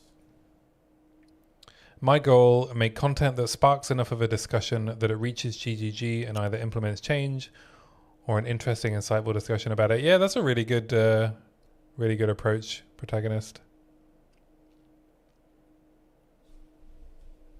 I found your vid channel through DM's React personally, but it made me curious to check out your channel further in original video comments. Ah, cool. There we go, you see? A net positive.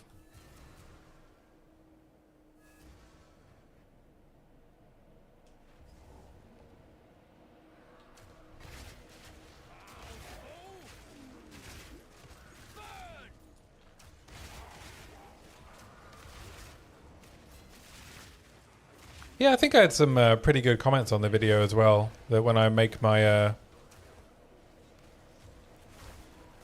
wrap-up video, I definitely want to incorporate some of the additional, like, well, in fact, even some of DM's reaction comments, right? I'm going to incorporate in the summary because I think he made some valid points. Of course, that makes sense. I guess my brain just assumed nobody would choose controller over keyboard mouse. Yeah, you see, I just find for really long play sessions, using a controller, you know, my hands feel so much healthier than if I'm using a mouse. Just ergonomically, I just find it so much more comfortable. I can, like, you know, rest my hands on my little gel pad. You know, I don't have the claw constantly from all the clicking. So yeah, I just find it way more comfortable. I switched to keyboard and mouse for doing like trading and crafting and stuff though, for the most part.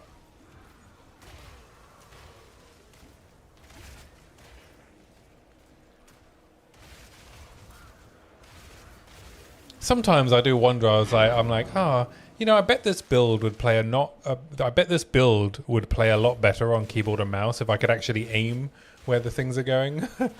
But yeah, a small price to pay for comfort.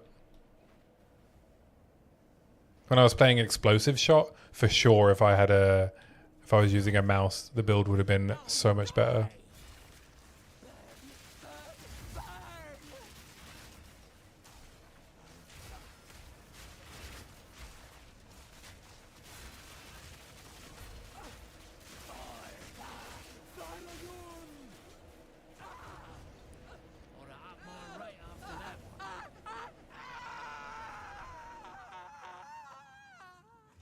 What's that symbol? Oh, is it a summoning stone? Why don't I remember what this symbol is?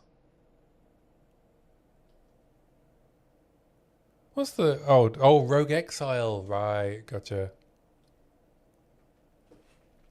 Yeah, I'm pretty proficient at, like, managing, like, normal inventory stuff, but... I'm pretty quick. The shortcuts help for like jumping around the inventory, but yeah. It's annoying if you need to do a lot of inventory management.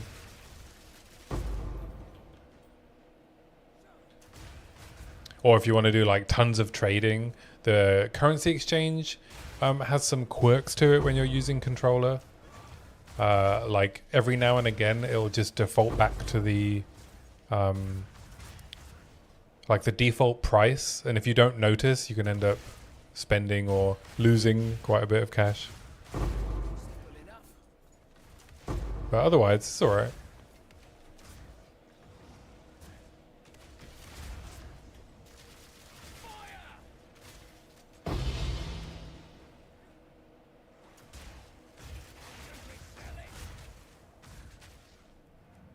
I don't know if they changed that after 0.1, but I wish controller had more hotbar shortcut keys. I mean, I do run out because I don't really like using D-pad. Yeah, I guess if I was comfortable using D-pad, then maybe it would be all right. But yeah, Time is of the essence. e.g., oh, even more hold down combinations. Wow, you're a smarter man than me. If you could deal with that amount of complexity, I struggle already just switching with the shoulder buttons.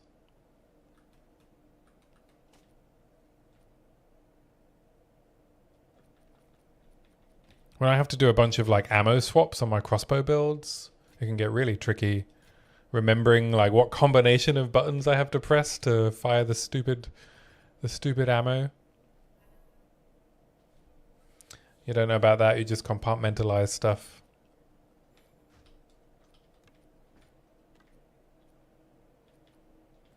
Yes. Yeah, I don't have the dexterity. If there were more like hold down Remnants for my research. buttons, yeah, I don't think I'd be able to. I won't be able to cope.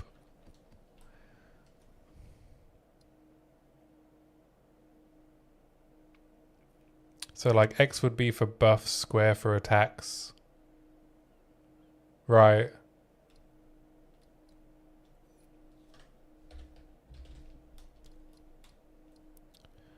Oh, is this going to do the thing where it's going to send me around the houses?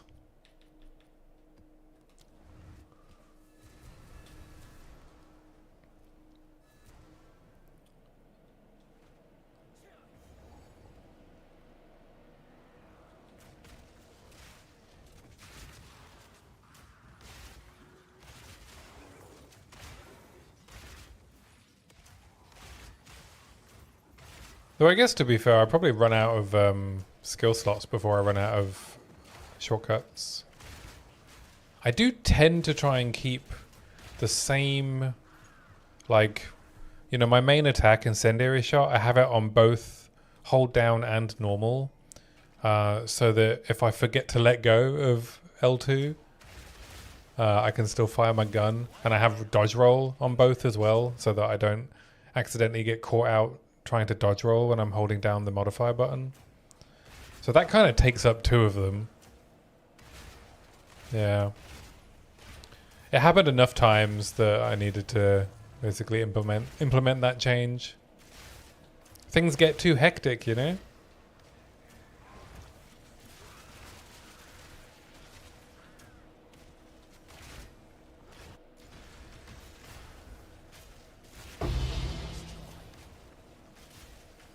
Oh, it's proximal.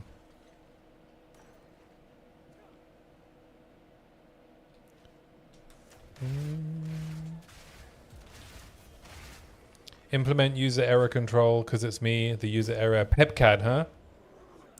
Problem exists between keyboard and chair.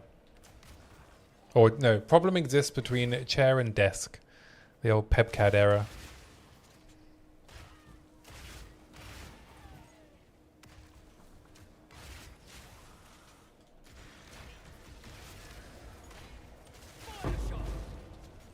I don't know if that's a very common term. We used to say it a lot when I worked in IT support.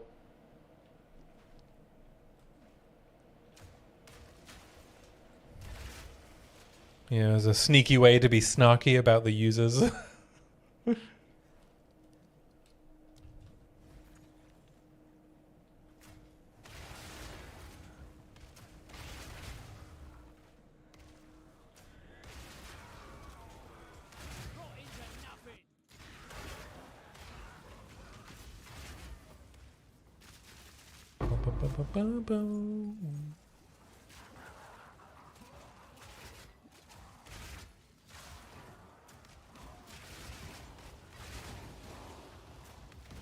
Picnic. Problem in chair, not in computer. Very good, yeah.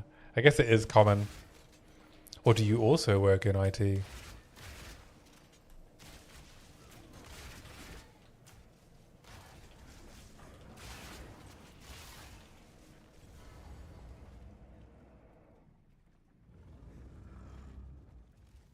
I mean, chances, you plead the fifth, yeah. I mean, what are the chances of a POE player working in technology, eh?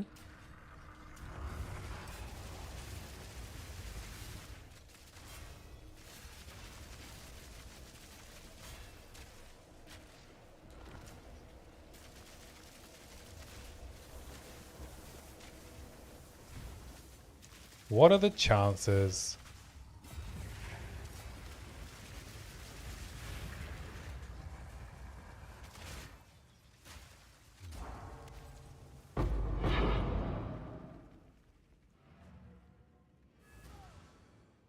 Alright, we're getting close. Getting close to Arbiter.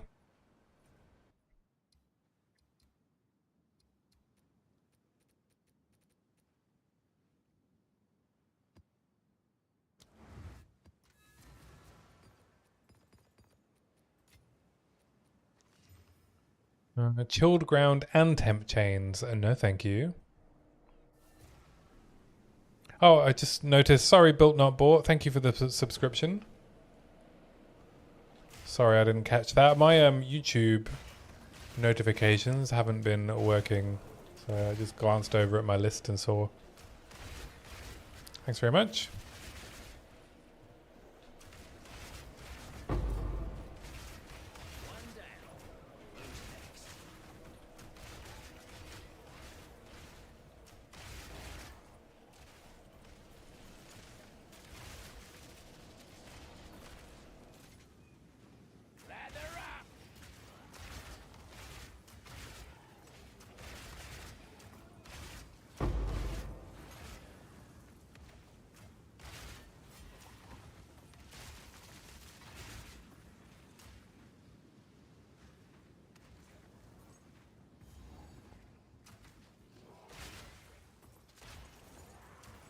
Get my time for you.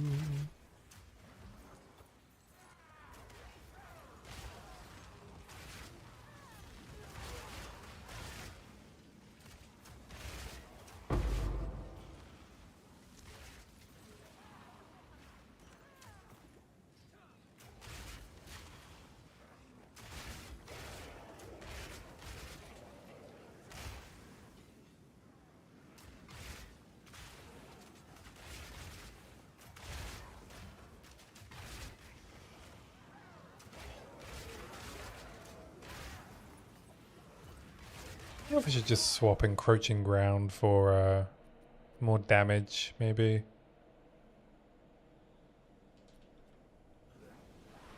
And then just bring like encroaching ground in for like simulacrum or something.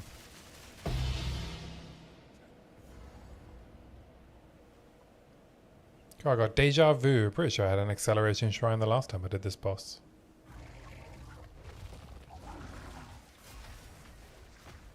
Down he goes.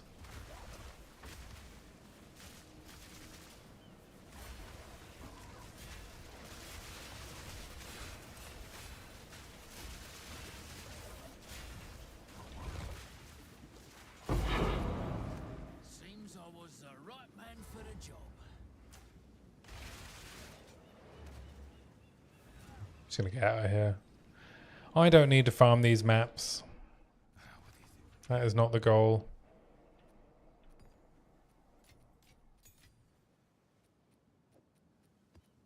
What is it?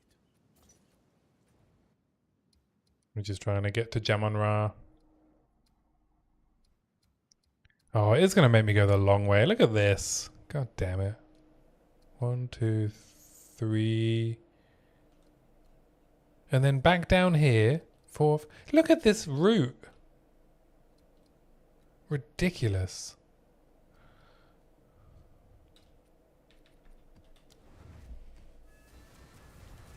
It's almost like they need to fix the Infinite Atlas.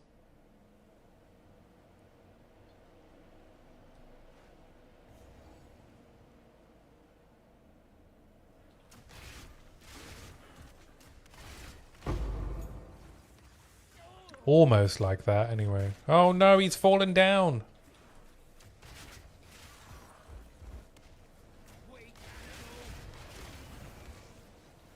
He's only gone and fucked it.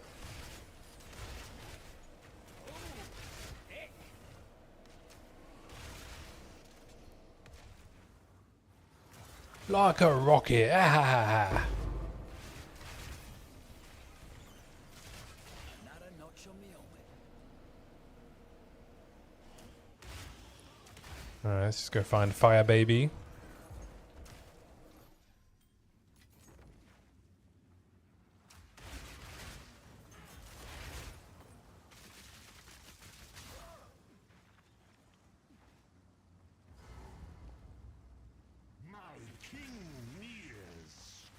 I'm really glad that Thunderstorm doesn't put out fires.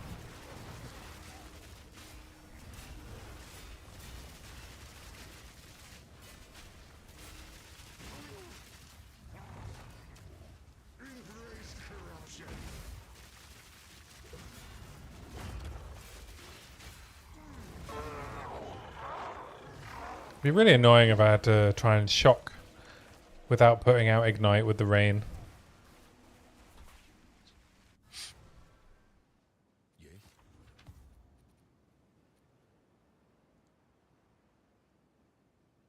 Crit chance, crit damage bonus, energy shield, cast speed. I mean, I guess I should keep that.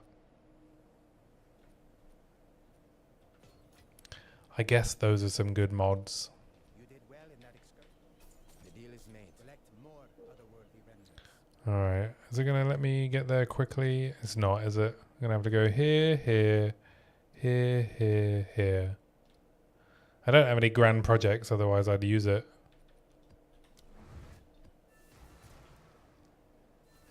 We need more negative synergies. Do we?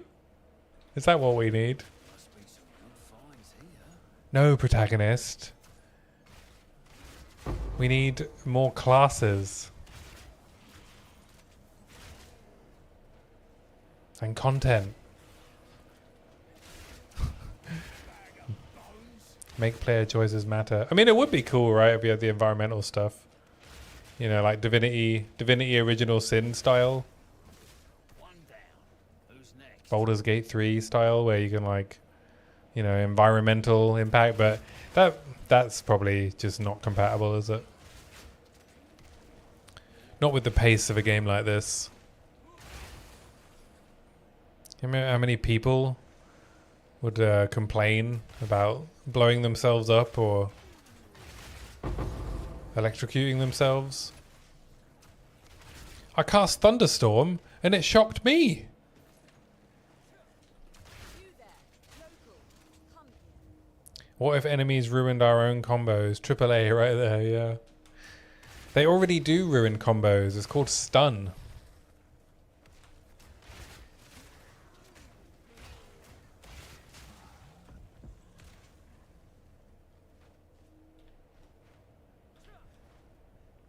It's called spawning a Shade Walker when you're a melee character.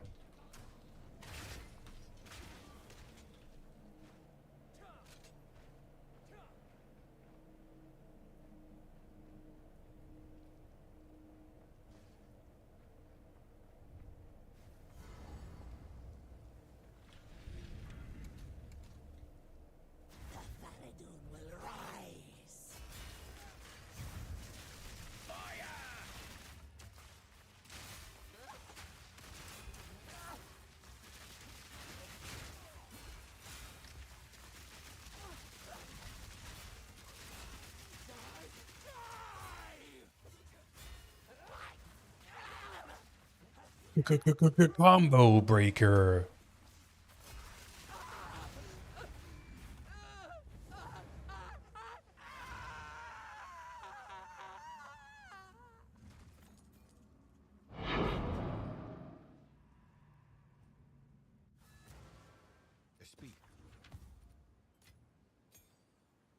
Oh, it's a pretty good helm. T2 armor, T3 cold, T1 lightning. Alright, keep a hold of that. No armor applies to LE, which is a shame.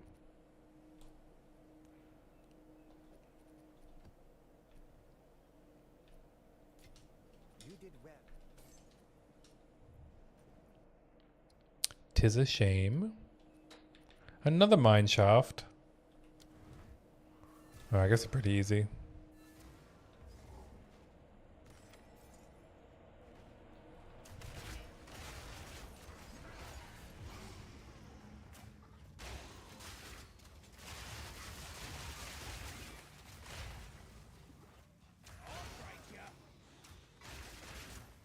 Ready to hunt. Oh no, damage is extra chaos. Show me helmet.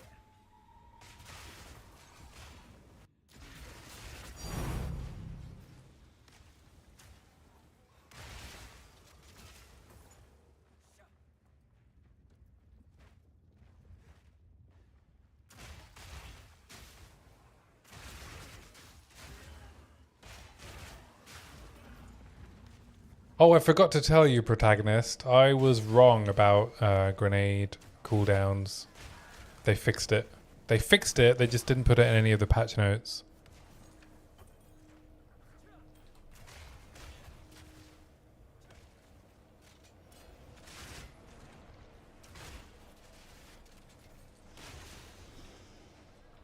They secretly fixed it and didn't tell anyone. And so I thought it was still broken, but it wasn't. Because I tried it and it works now. Cooldown recovery and increased cooldown uses works even if you are not in the weapon that it's assigned to. So I have 4 uses of my ore grenade.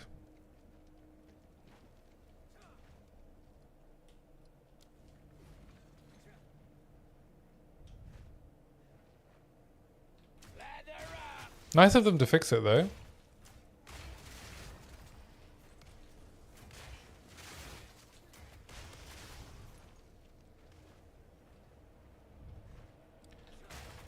You don't. I don't think it was an argument. I think I said it wasn't working, and then I think the question was whether or not it should work or not.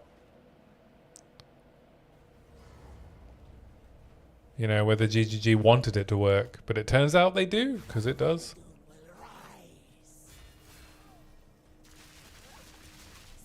But I've been confidently telling people that it's bugged, and it is not. So, I'll have to issue a official video apology. Oh.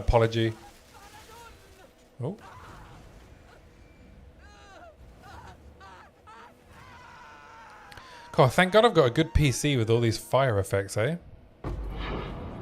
It's not nuking my stream, is it? Doesn't seem to be.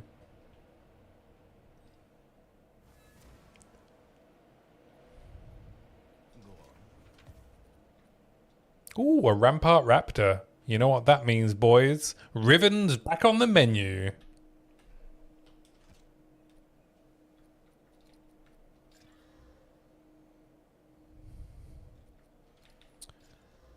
Ricochet was bugged in 0.2, but they fixed it in 03 or 04. No mention of it anywhere. What was the bug?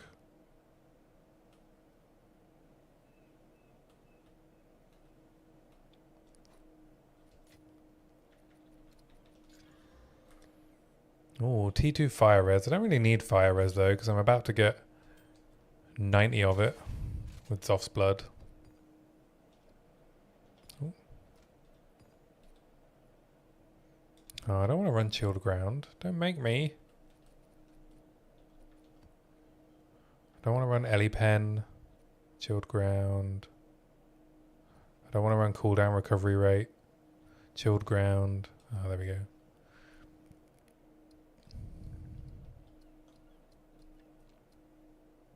Another mine shaft.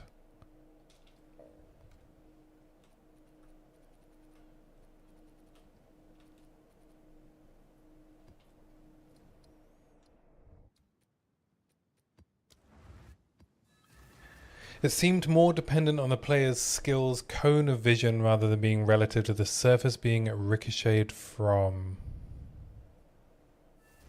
I don't understand that sentence. I'm not gonna lie.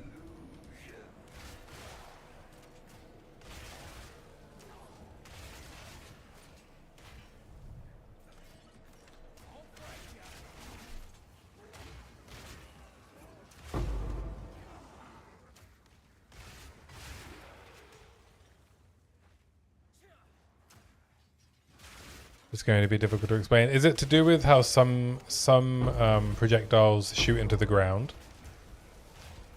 Like bone spear? Bone spikes or whatever it is? Is it related to that?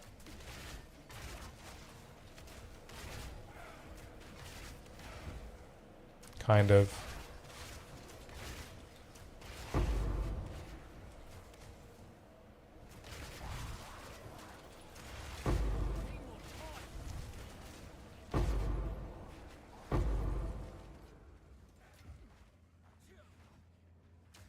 Wow, it's taken me like 2 hours to get to these citadels.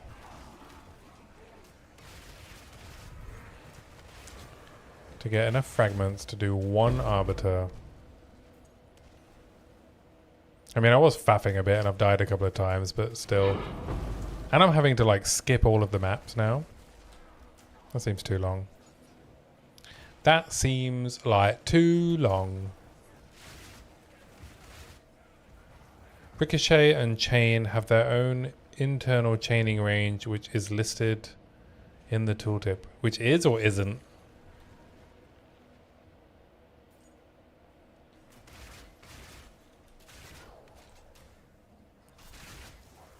And it wasn't honoring that?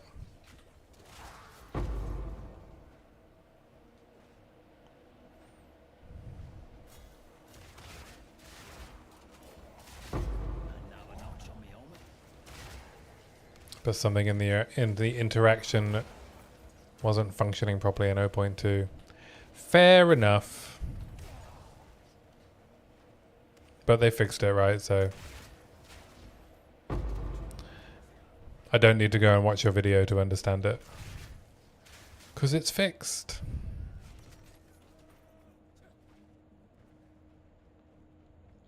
You need to re-watch your own video to remember. I guess you've made more feedback videos than I thought. My time has come. Now you die! Bum, bum, bum, bum, bum. We're back.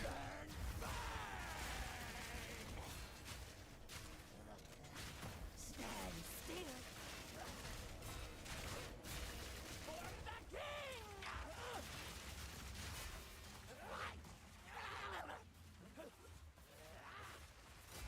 Just a couple here and there, but they add up over the seasons.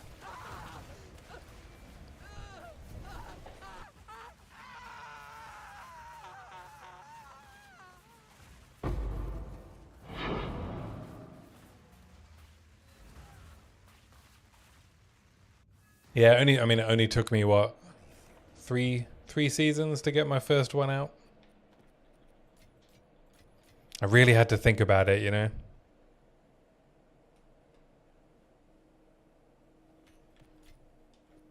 Had to think about it for years. Yes. Goodbye. The sad thing is, a lot of the stuff I've already critiqued is still an issue. Oh, maybe they don't watch your videos.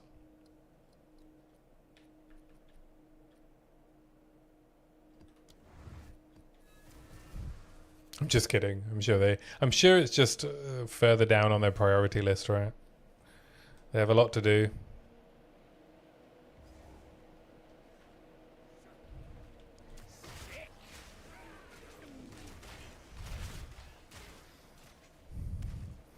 I mean, I wonder how much stuff is like they're aware of it, but then they're like, well, we'll fix that when we release like this thing because it's might be tied to something else.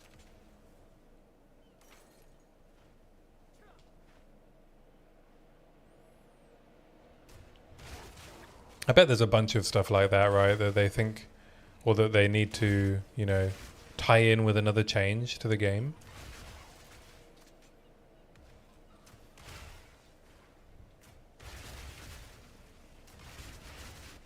Simple enough. Or it's related to something in like the POE1 code base that was ported over. Because I don't think they didn't, I don't think they built everything from scratch, right? A lot of it's rooted in POE1. Like some of the like how like the math and stuff, right, is going to be rooted in POE1 stuff, right, which is probably not always easy to change considering how many years of development it's been through. Doesn't matter how good you are as a developer, right? No one ends up with really clean code after that amount of time. A lot of my feedback isn't always an easy wand-waving fixed. Yeah. The weird thing is lately I've been seeing people say that they've made the game way easier than 0.1 and that it's a shame, but I think these people are thinking of the changes irrespective of context. I have also seen that in the discourse. I've been reading the official forums a little bit as well. It's quite funny actually. It's like real mix of characters that post on the official forum.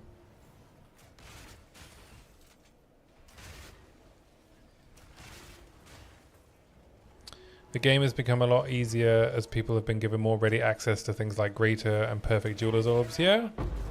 Access to good gear is easier, right? Crafting is better, so it's easier to get, you know, entry level mapping gear.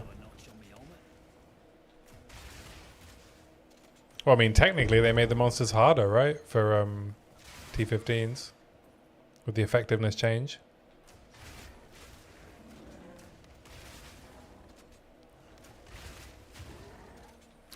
They have made campaign progression quite a bit smoother, right? As much as I find the support gem, the current iteration of like the support gem tiering to be very uninspiring, I think it does offer quite a decent amount of power. Plus there's like just so many leveling builds that have been figured out that are really strong that I think people follow.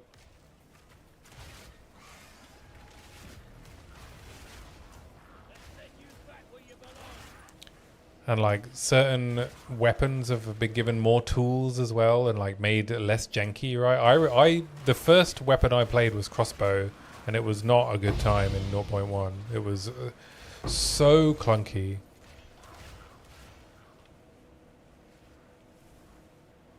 But people weren't enjoying the lack of access to fundamental power upgrades, so it's like, yeah, GGG has adjusted appropriately to some feedback, but that power level was still technically there in 0.1. It just took longer to obtain.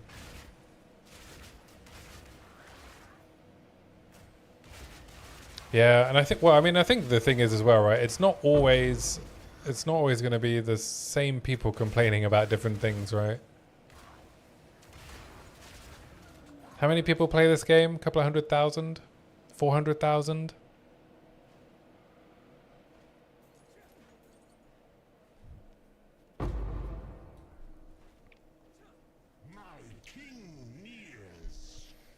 I mean, I saw some people on the official forum, you know, being like, oh, I thought this game was meant to be challenging, but it's just brain dead. Maybe sometimes.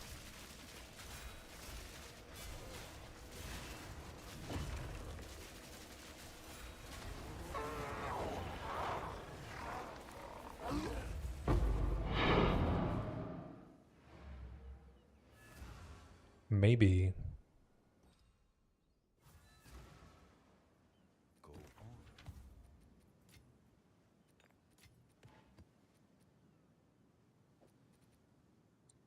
So while I definitely want GGG to go farther with adjusting the distribution of loot during the campaign, skills, support, spirit gems, an example, agree. People take it as encroaching on the difficulty of the actual game. I personally don't see RNG as being a true testament to a game's difficulty, but others feel differently, I guess. I mean, I like the struggle sometimes, you know? I like... And if that struggle has to come from the fact that I haven't found a weapon upgrade in, you know, in 4 hours, so be it. I prefer if it came from, you know, well-paced balancing. Like, well balanced combat and good pacing. But if it has to come from lack of gear, you know, that's the way the cookie crumbles.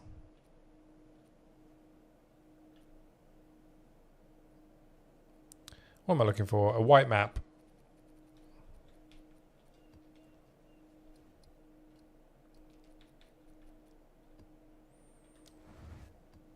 Oh, you know what? I forgot to turn off boss points. That's why Gianor was one-shotting me.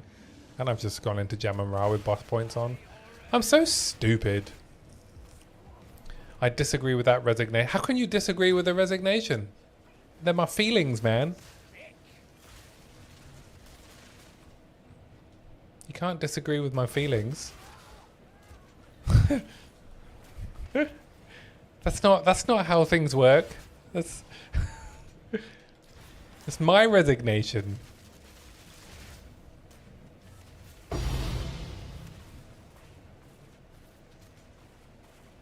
Lessons unlearned. Oh yes, from the Gianor, the hardcore Gianor incident. Yeah. Oh, why is this boss so hard? Oh yeah, I've picked all the hardest mods. Oh, why is it so difficult? That's not fair. One down. Who's next? That's an impression of myself. Pretty good at it.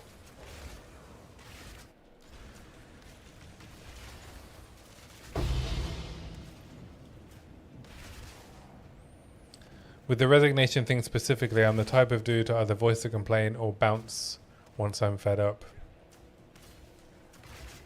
Yeah? I'm the same. I'm the same.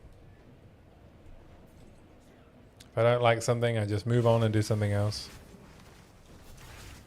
So, today's finally the day. Hey, old friend.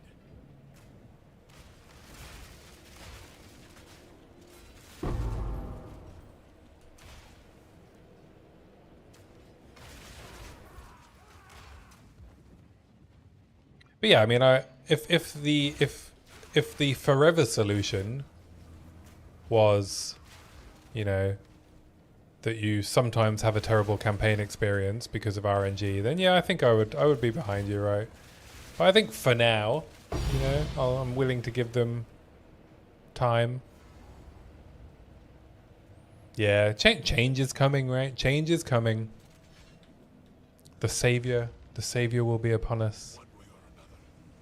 The almighty GGG will bless us with the experience we all desire.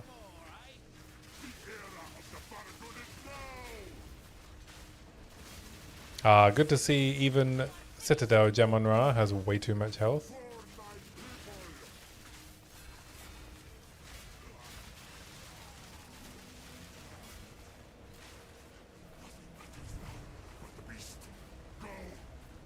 Yeah, we have talked about it a lot.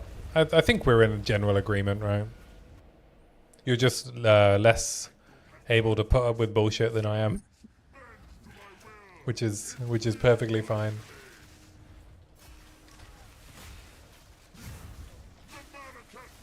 Wow, he's attacking fast.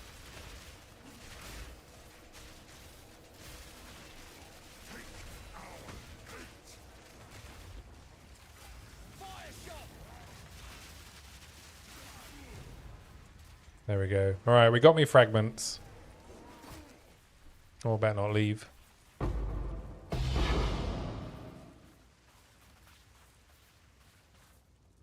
Okay, right. I can't go into Arbiter with this current defensive setup. That is just not going to work. So let's see what I can do with my gear.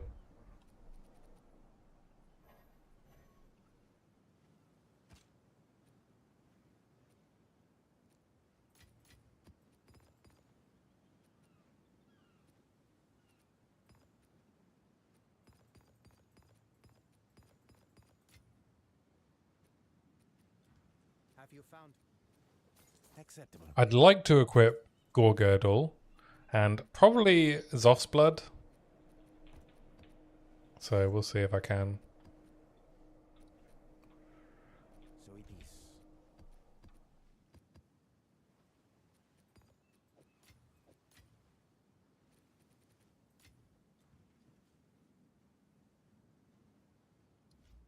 Let's switch to keyboard and mouse.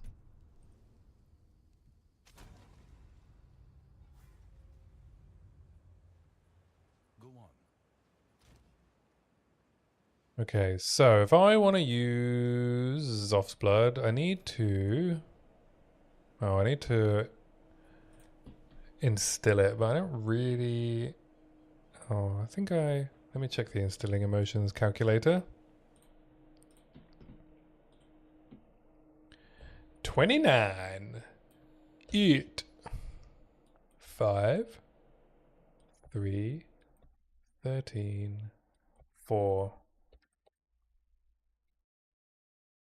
I can put immolation on it. So I can upgrade to a despair.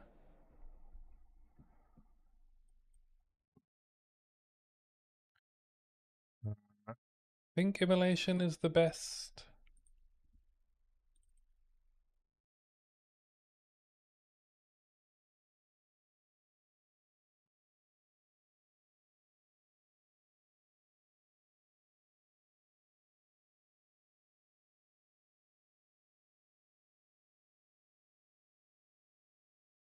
Do a quick search.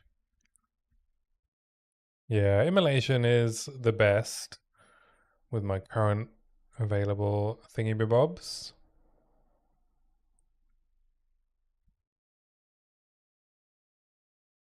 I mean, technically, barbaric strength is better, but that is just because crit is really strong.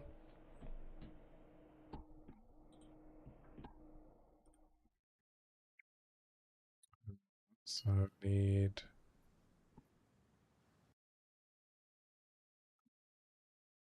Ire, despair, disgust.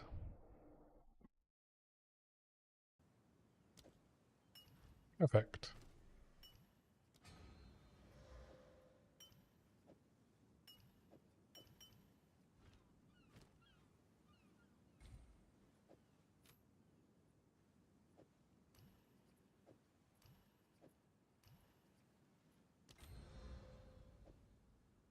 So we stick this on. I do lose a bunch of mana, which is not ideal because rapid shot is expensive.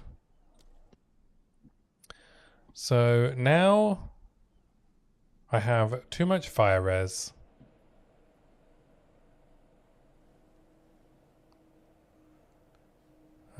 So, I mean, but what if I equip a Gore Girdle?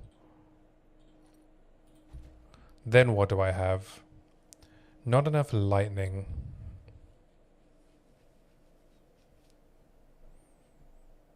I can get 14 in my helm.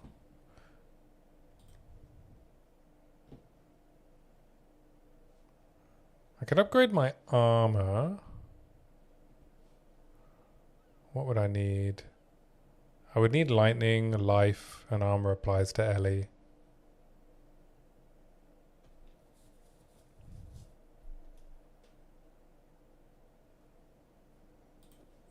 Am I going to bring up mana costs for reloading partial clips versus full ones? I hadn't actually thought of that, no.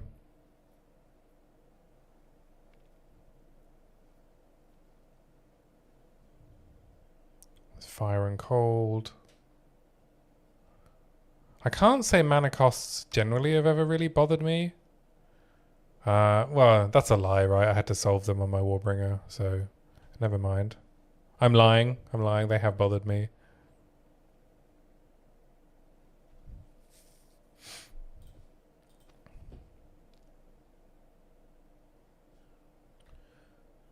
This has T1 life, T2 lightning res, but it's on a dastard base. And I don't have iron reflexes.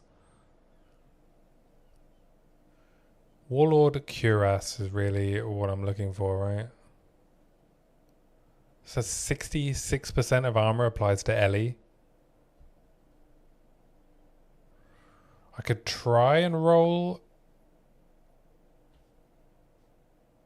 I could try and roll lightning res on it.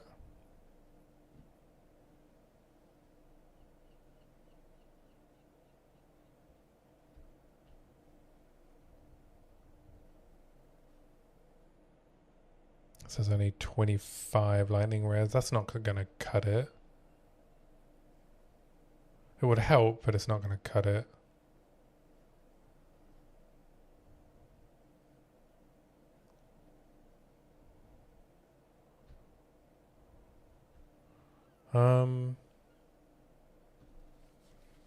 I guess that one bothered me more when Galvanic was more than one round, right?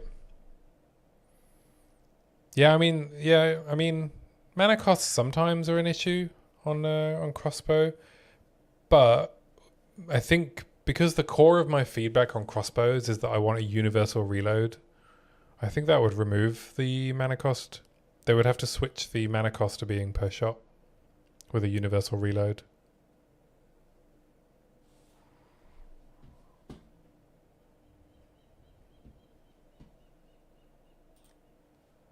So I think my solution kind of solves it. Incidentally. Spends Nike at once reloading everything. Yeah, right.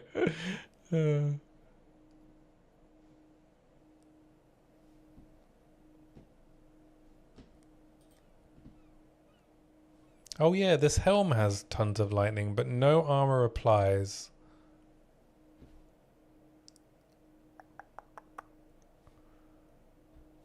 Oh, but it is more armor. I could try and hit life on this.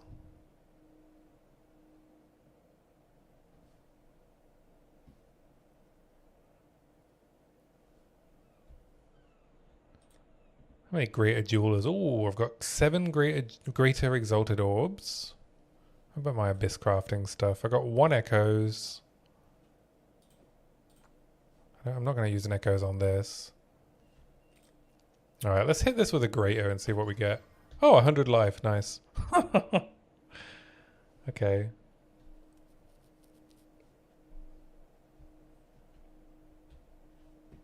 How many ribs do I have? Oh, just 1.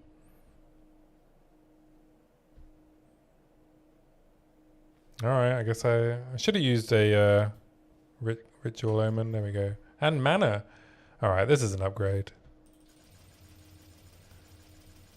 Pretty sure this is an upgrade.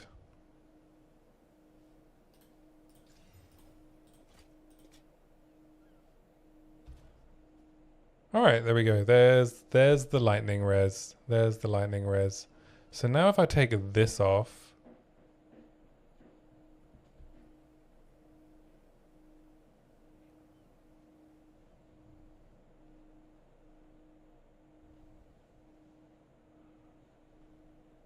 I could replace this missing armor applies to Ellie by putting this chest on and get more life.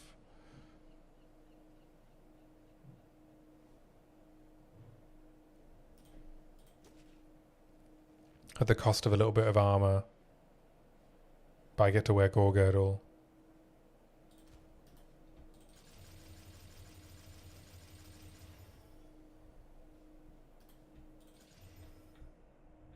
Oh,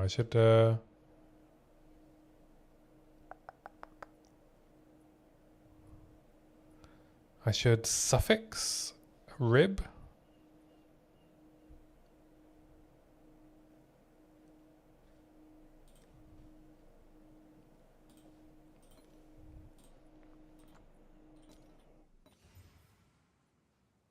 And then greater. Oh, I hit armor. Alright. Nice. Nice, nice, nice. Alright. To the Well of Souls! Oh, the question is, I don't want to use an echoes, right? No, an echo's not going to be worth it.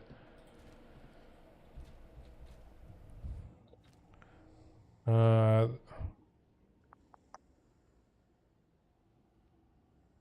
don't need to hit lightning res, so I'm not going to use my echoes.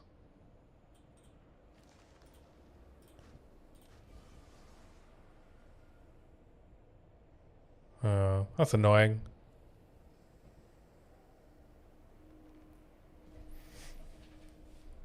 If I take Spirit Reservation, I can probably fit in another 10 Spirit Res support.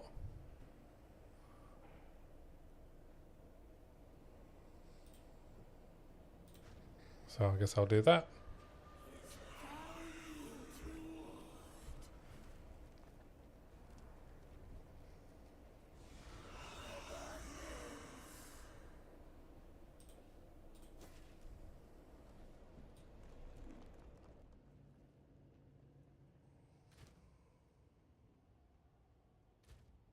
Alright, and then I need some sockets. Storm runes.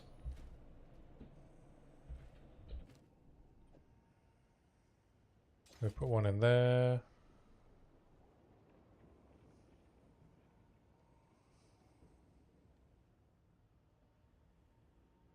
So put one in there. That puts me to 76. Now I have too much cold res.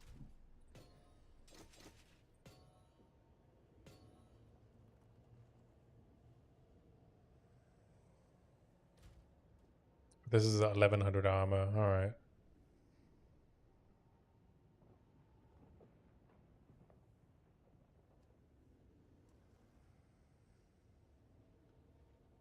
Probably upgrades. Probably upgrades. I might divine this gore girdle so I can put another charm in.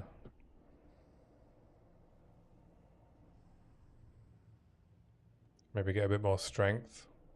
Everything's min roll except the armor. Yeah, I'm gonna divine this. It didn't. Oh, you fucking. There we go. 2 divines I just spent on a gore girdle. Can you believe it? Alright, this should be a DPS upgrade and a defense upgrade.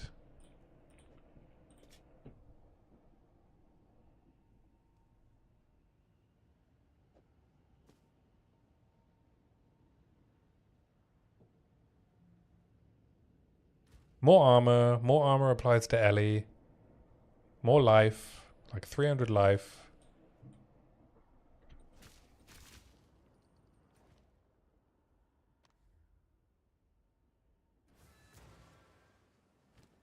The Zoth's Blood, I think particularly is going to be good against Arbiter. And Zoth's Blood outperforms +2 proj skills at the moment. I don't know, I like actually using currency for crafting according to that currency's function. Yeah, it is a nice feeling in SSF to use divines to make a, you know, a unique that you've found work. Like, I only have one gore girdle, right? So, I think. Imagine if I had a better one. Yeah.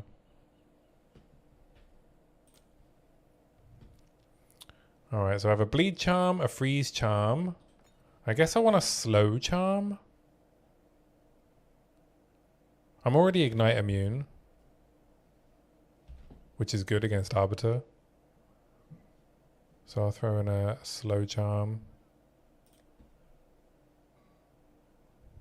If I've got one. I do have one, right? Oh, I ain't got no slow charms. What? As if. How can I help? What do you think? The nameless. Who sent you? Uh-oh.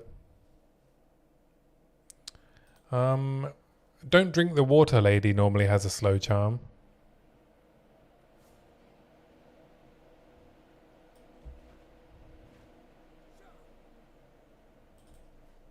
Don't drink the water. No, she doesn't have one.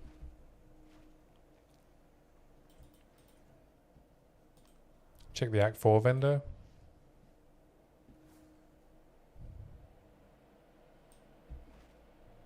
What can I do for you? Here for the finest available. Nope. Fair enough. Come back soon. Can you get slow charms in Act 2? I don't even remember.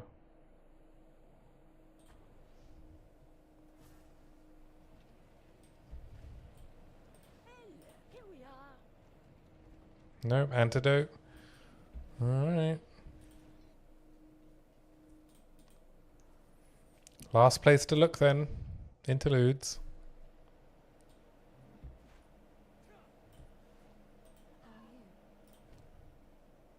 A golden charm. She's selling golden charms, but no slow charm. I'll buy a golden charm. Save us. Okay, what's another good charm for Arbiter?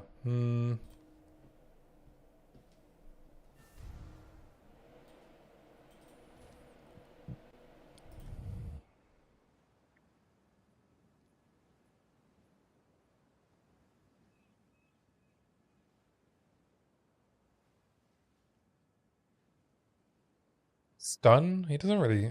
Stun's not really an issue in Arbiter, is it? Well, he will still stun me even if I have a stun charm, which is the issue, right? God, I just spent 2 divines. I don't even have a charm to use.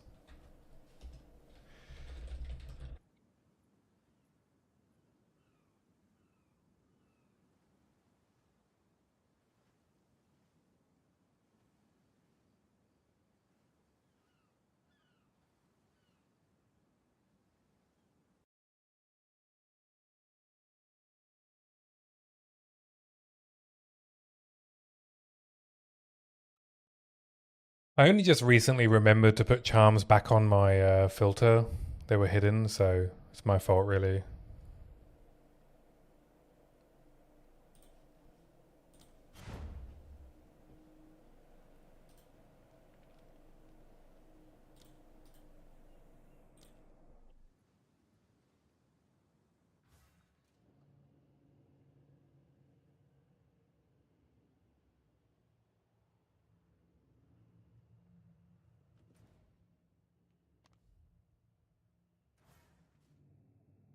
How do I visit someone? Teleport to player?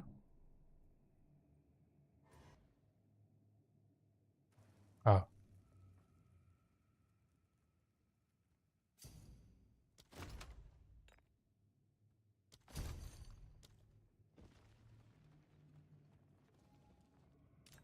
Oh, there we go. Small group found.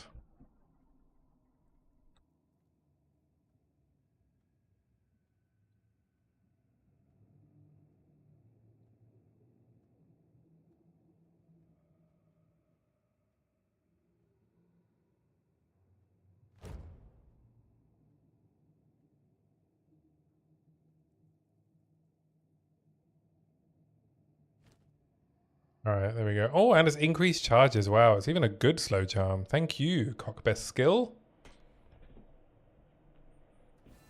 I'll say it. I love Cock. Speak.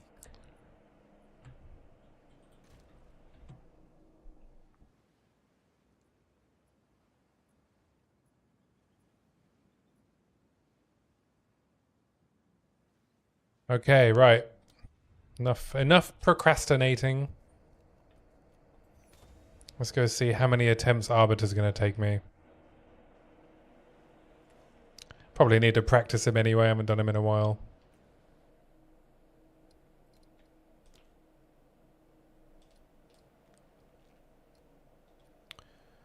Wait, let me double check.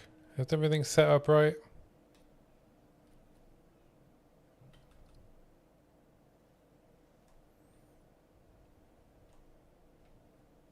Seems so, seems so. Alright, okay. Let's go do it. Let's do it. Just do it. I get unlimited attempts, right? So if I have to stay up all night, so be it.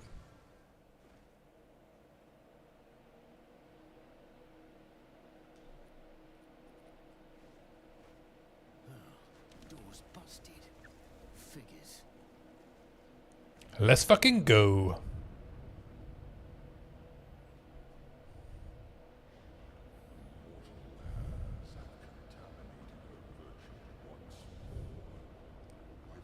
Should be alright, right? It's only what, 5 million HP? I do like 200k DPS.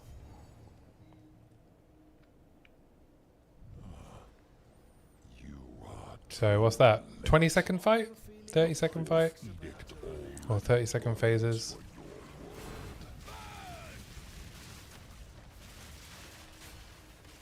Predetermined outcome.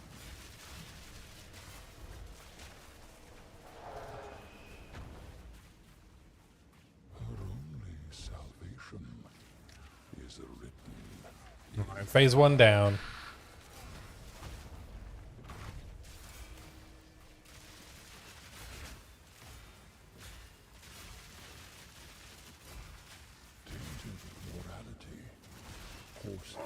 Alright, he's dead. Never mind. That was very easy.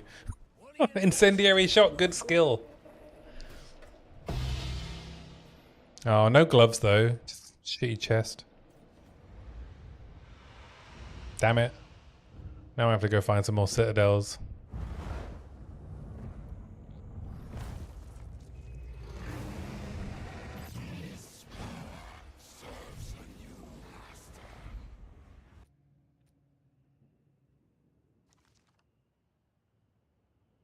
Yeah.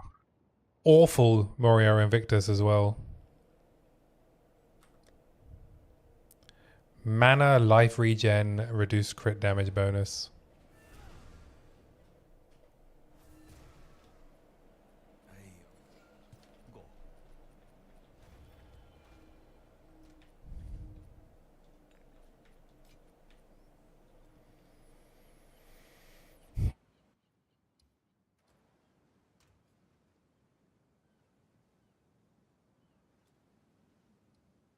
Alright, well I've killed Arbiter now, so I'm going to ask if anyone's found...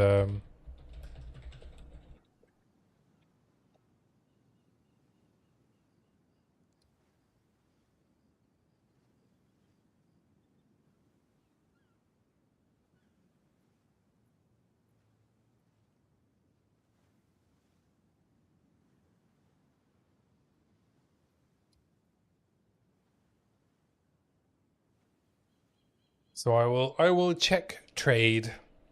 And by check trade I mean ask in global.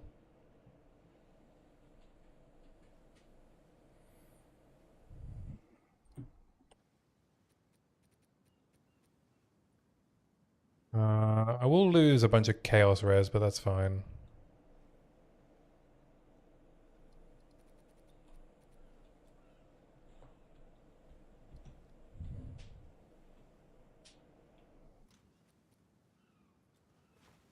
I haven't got the heart to go Citadel chasing again. Are there even any in range? Oh, okay, there is a set of Citadels in range.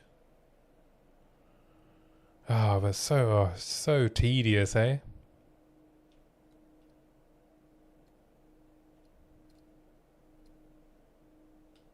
Why can't I access this? What? Why can I access this map? Is there a secret tunnel from this sand spit to the sulfuric caverns?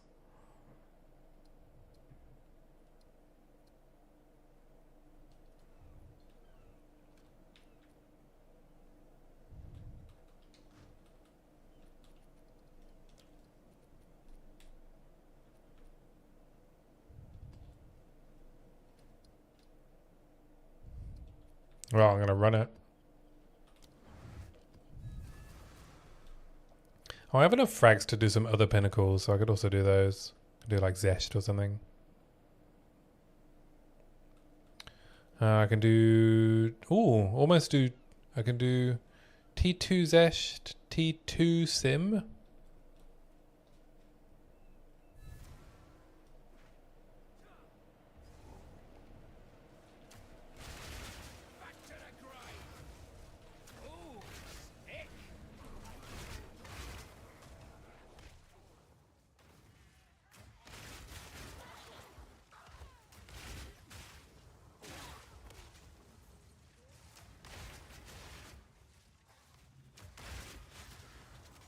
What are my links in Incendiary Shot? Exploit weakness, armament, close combat, acceleration. Oh, I can probably drop acceleration for more damage, actually. I had acceleration in because I was using ricochet, but actually I do all of my proliferation through oil, so...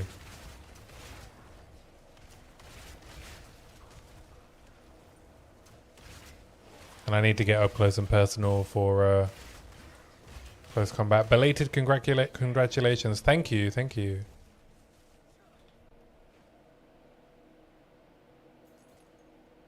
I'd like to thank the Academy.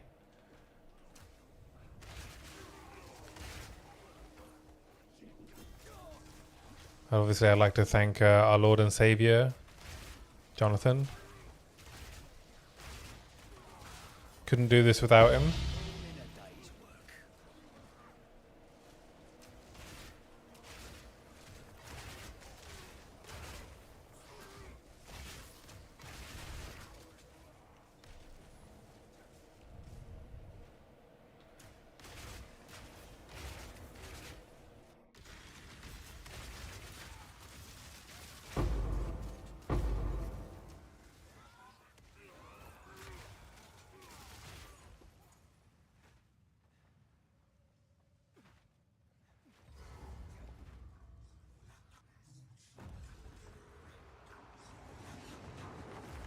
Yeah, I guess. Well, I mean, I guess I got another stream. I'm gonna have to skip Sunday's stream again next weekend. I skipped it yesterday because I needed to work on my video.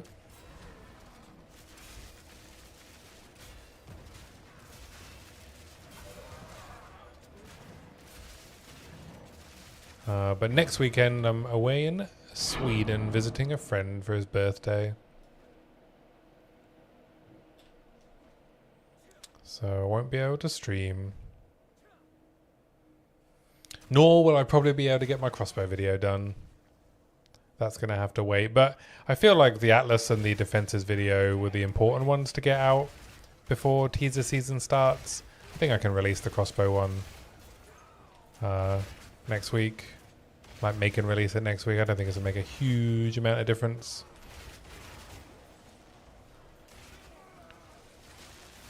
Because I think we're probably going to get teasers this week, I'm imagining. And then, you know, just be a deluge of POE 2 content coming out, right? Everyone jumping on it to milk it.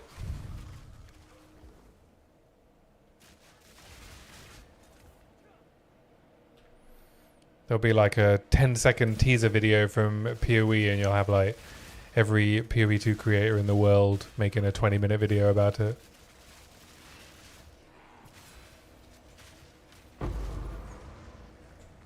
I was considering, after some good advice from Blaze, maybe jumping on the old content creator train with, but with more like jokey stuff, you know, lean into the old slideshow thing. Maybe release some shit posts when GGG release news. I'm gonna go do Breach. I'm bored of mapping.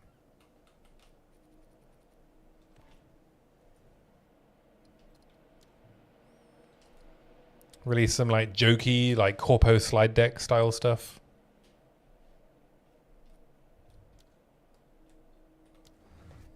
You know, stuff like we got to reduce the head count in Rayclast, things like that.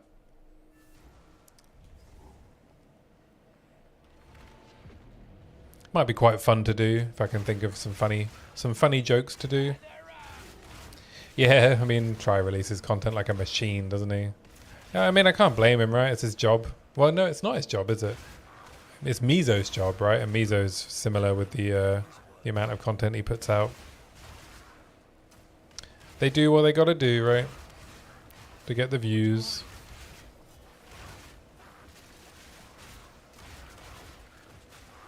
I don't watch his content, but I respect the hustle.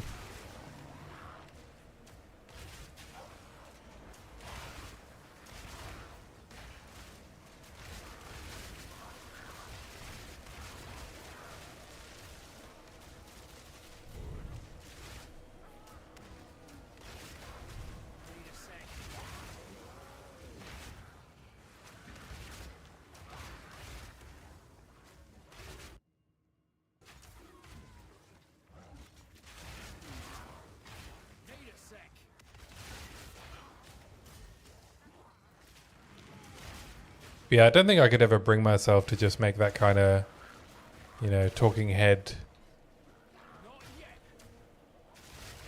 content.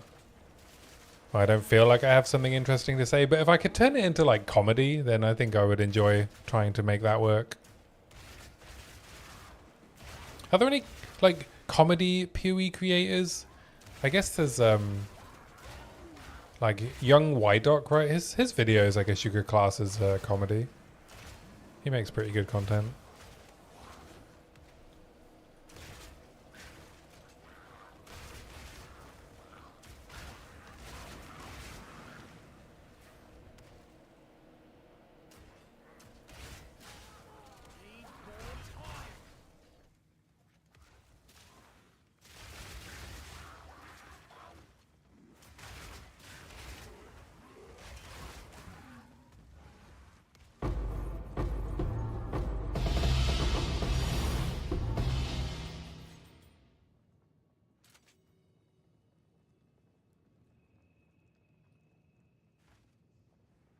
Alright, Zesht, come on. We that dreamed. We in nightmare.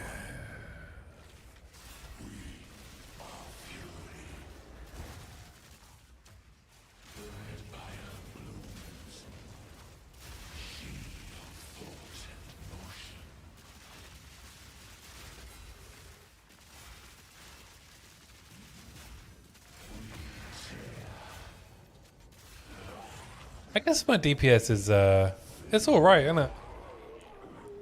Considering like DR.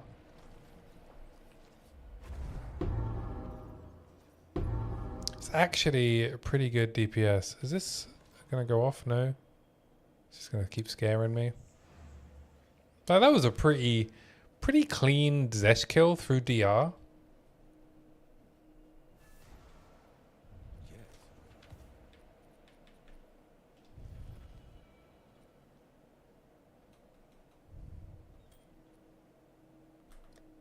Oh. T1 rarity, T2 fire, T2 cold. Life leech. Had to ruin it, didn't it?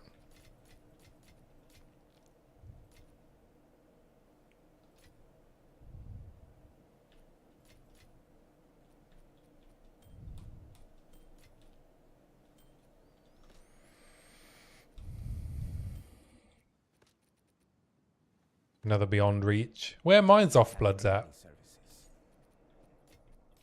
Go then.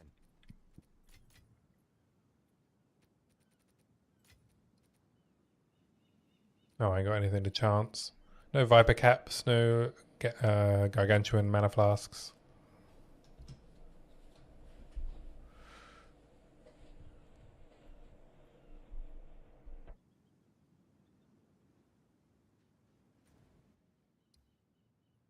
I guess I'll do sim. I think I can do a sim in 13 minutes. Plus I quite like this build for sim.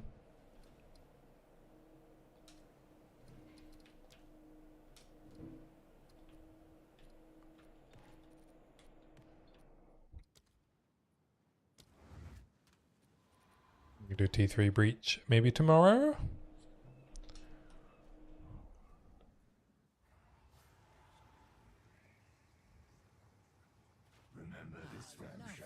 But yeah, I don't think I'm going to continue with this build next week. I think I'm going to try the random build.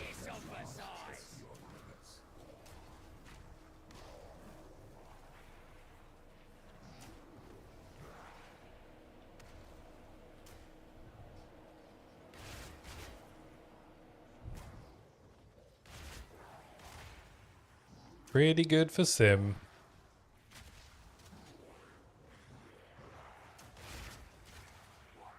You just set the whole arena on fire and jobs are good.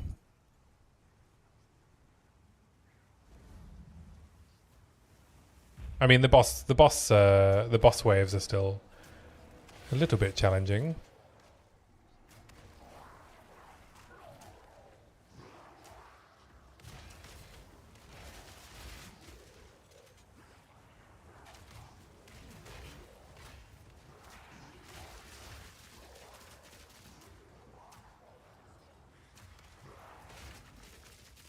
How's my stream quality? Is it doing okay? I think my camera's struggling a bit. Yeah. I think I'm losing bitrate. This is only the In fact, I can see it. Yeah, my camera's fully pixelated, huh?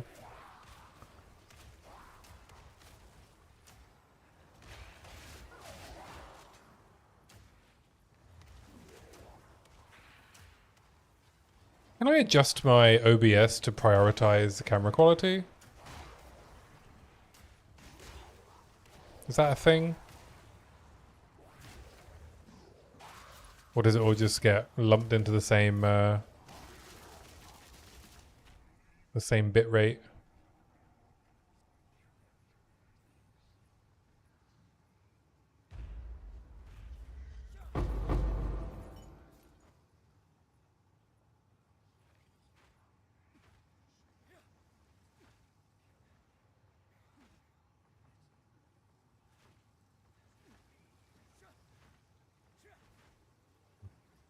Where's the exit? This way?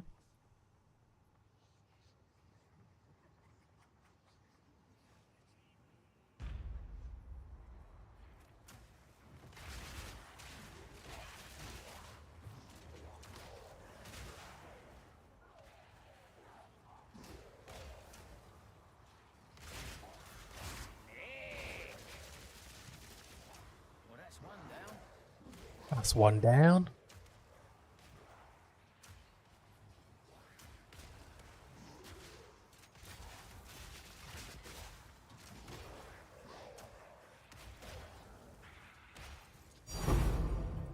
Ooh, we got a fear.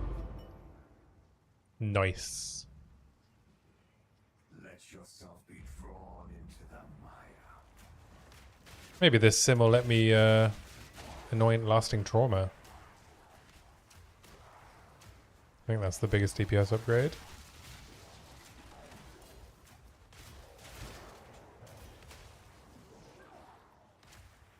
Though if I could fit Berserk into the build, the best upgrade might actually be Battle Rage. But I don't think I can fit Berserk into this build.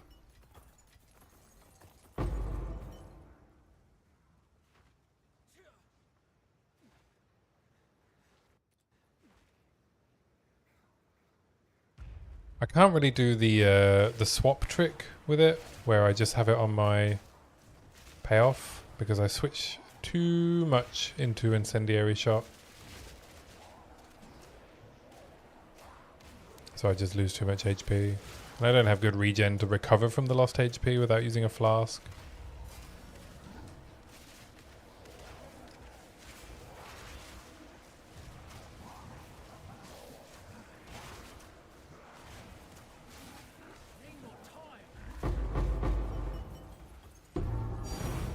Ooh, a suffering mine. I think that means I can definitely anoint lasting trauma. Alright, I'll play the build one more stream, and I'll try and get the gloves tomorrow from Arbiter. And then maybe see what pinnacle content I can finish up. I've not done any King of the Mists.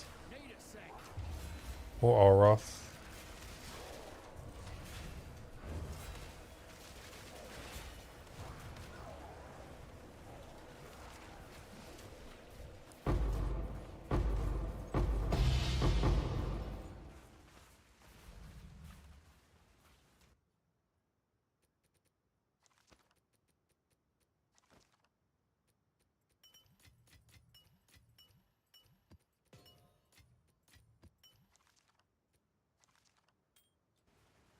This thing has some history.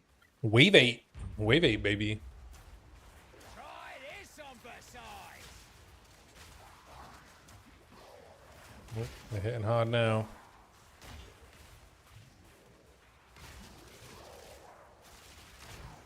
Mustn't forget to scavenge plating.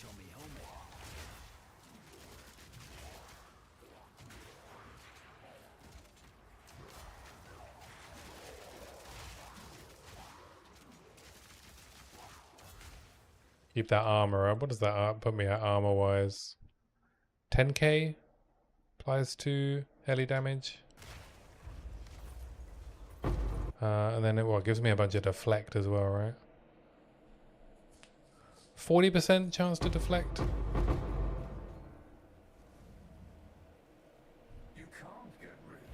Yeah, I mean the build could definitely do with a brass dome. That would be the ideal solution, right? Brass dome instead of gore girdle. Or maybe as well as. I don't know. Do you think brass dome and gore girdle go together, or is it one or the other? Haven't really done the math. I guess I just have to put it in POB and see what my max hit is. No crits is nice.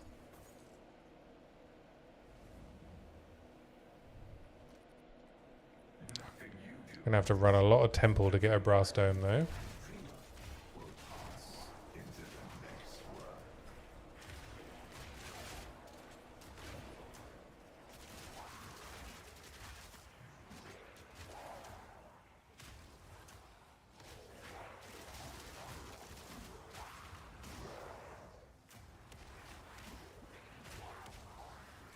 I think the most dangerous part of each sim wave is the start before I've managed to get the ground on fire.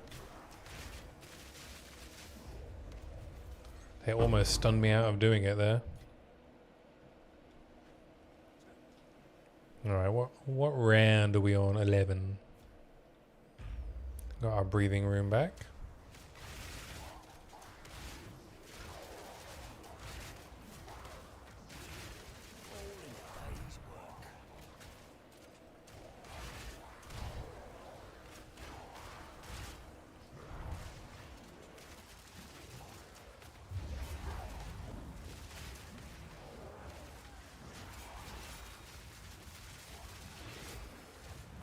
Yeah, I mean, Synacrio would just make this build so much better, mostly for the 50% immobilization threshold thing. That's really what I want them for. The 20% extra damage taken is kind of just icing on the cake, but that 50% pin threshold would just be really good. Make it so much. Probably both, since Gore Girdle only stops on Fizz, but if you're not getting a lot of armor on Ellie, then maybe just one. Right, yeah.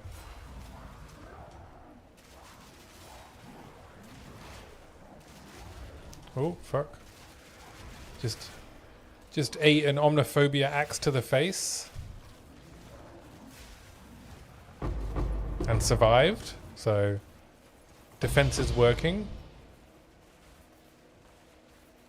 Oh, what's this? What is this? Altar robe. The Covenant. Is the Covenant good? It doesn't look good. Spell damage leashes life.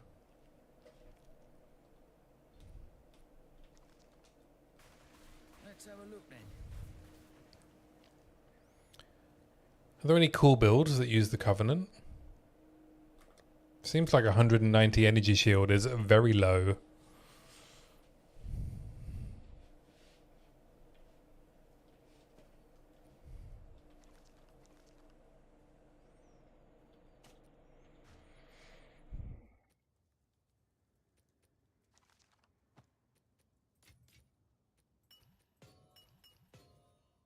Yes.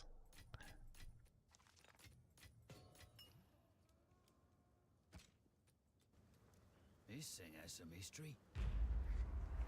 It can be very good because there's no spell leech. Oh. I was thinking about doing a poison spellcaster as like a fun experimental build.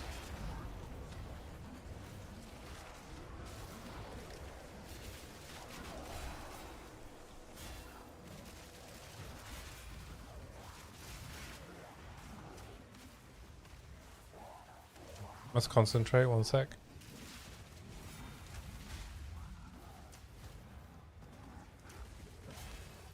I wonder if the Covenant would be good on like a poison spell Pathfinder or something.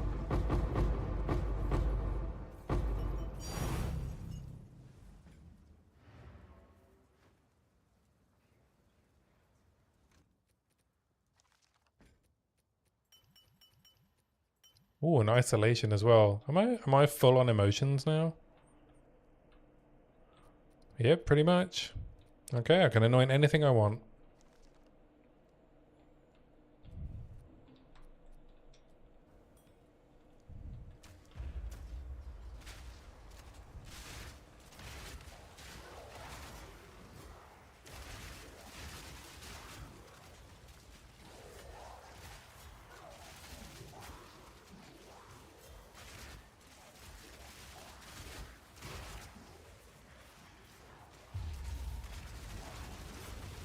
Oof, that was a big Omniphobia slam.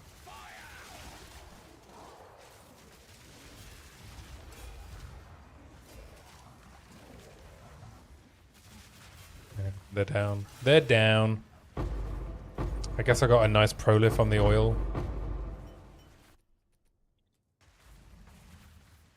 I don't fully understand the oil's like inheriting properties when it comes to ignite. Like, I don't know if the oil inherits Stormfire from Thunderstorm.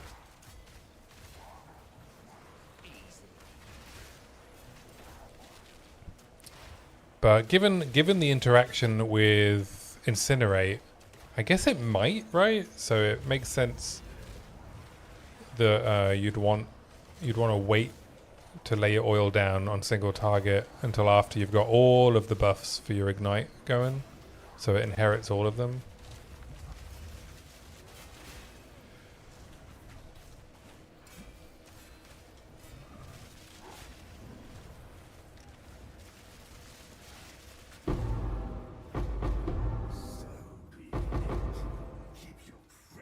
All right, T2 Sim, baby.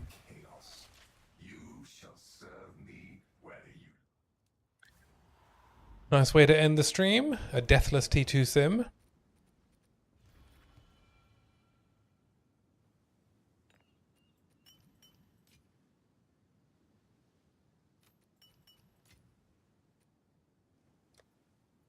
T1 Fizz, a T3 Strength. Nice.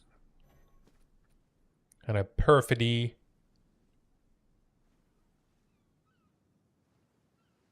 Oh, Perfidy's actually got alright stats, eh?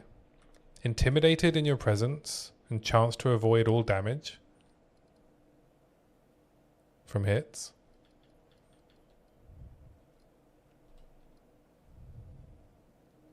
Wow. Intimidate is like such a good debuff as well.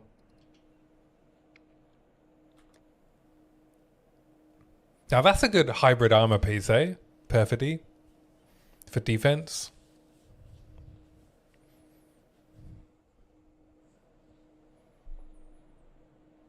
I guess it just has really high variability.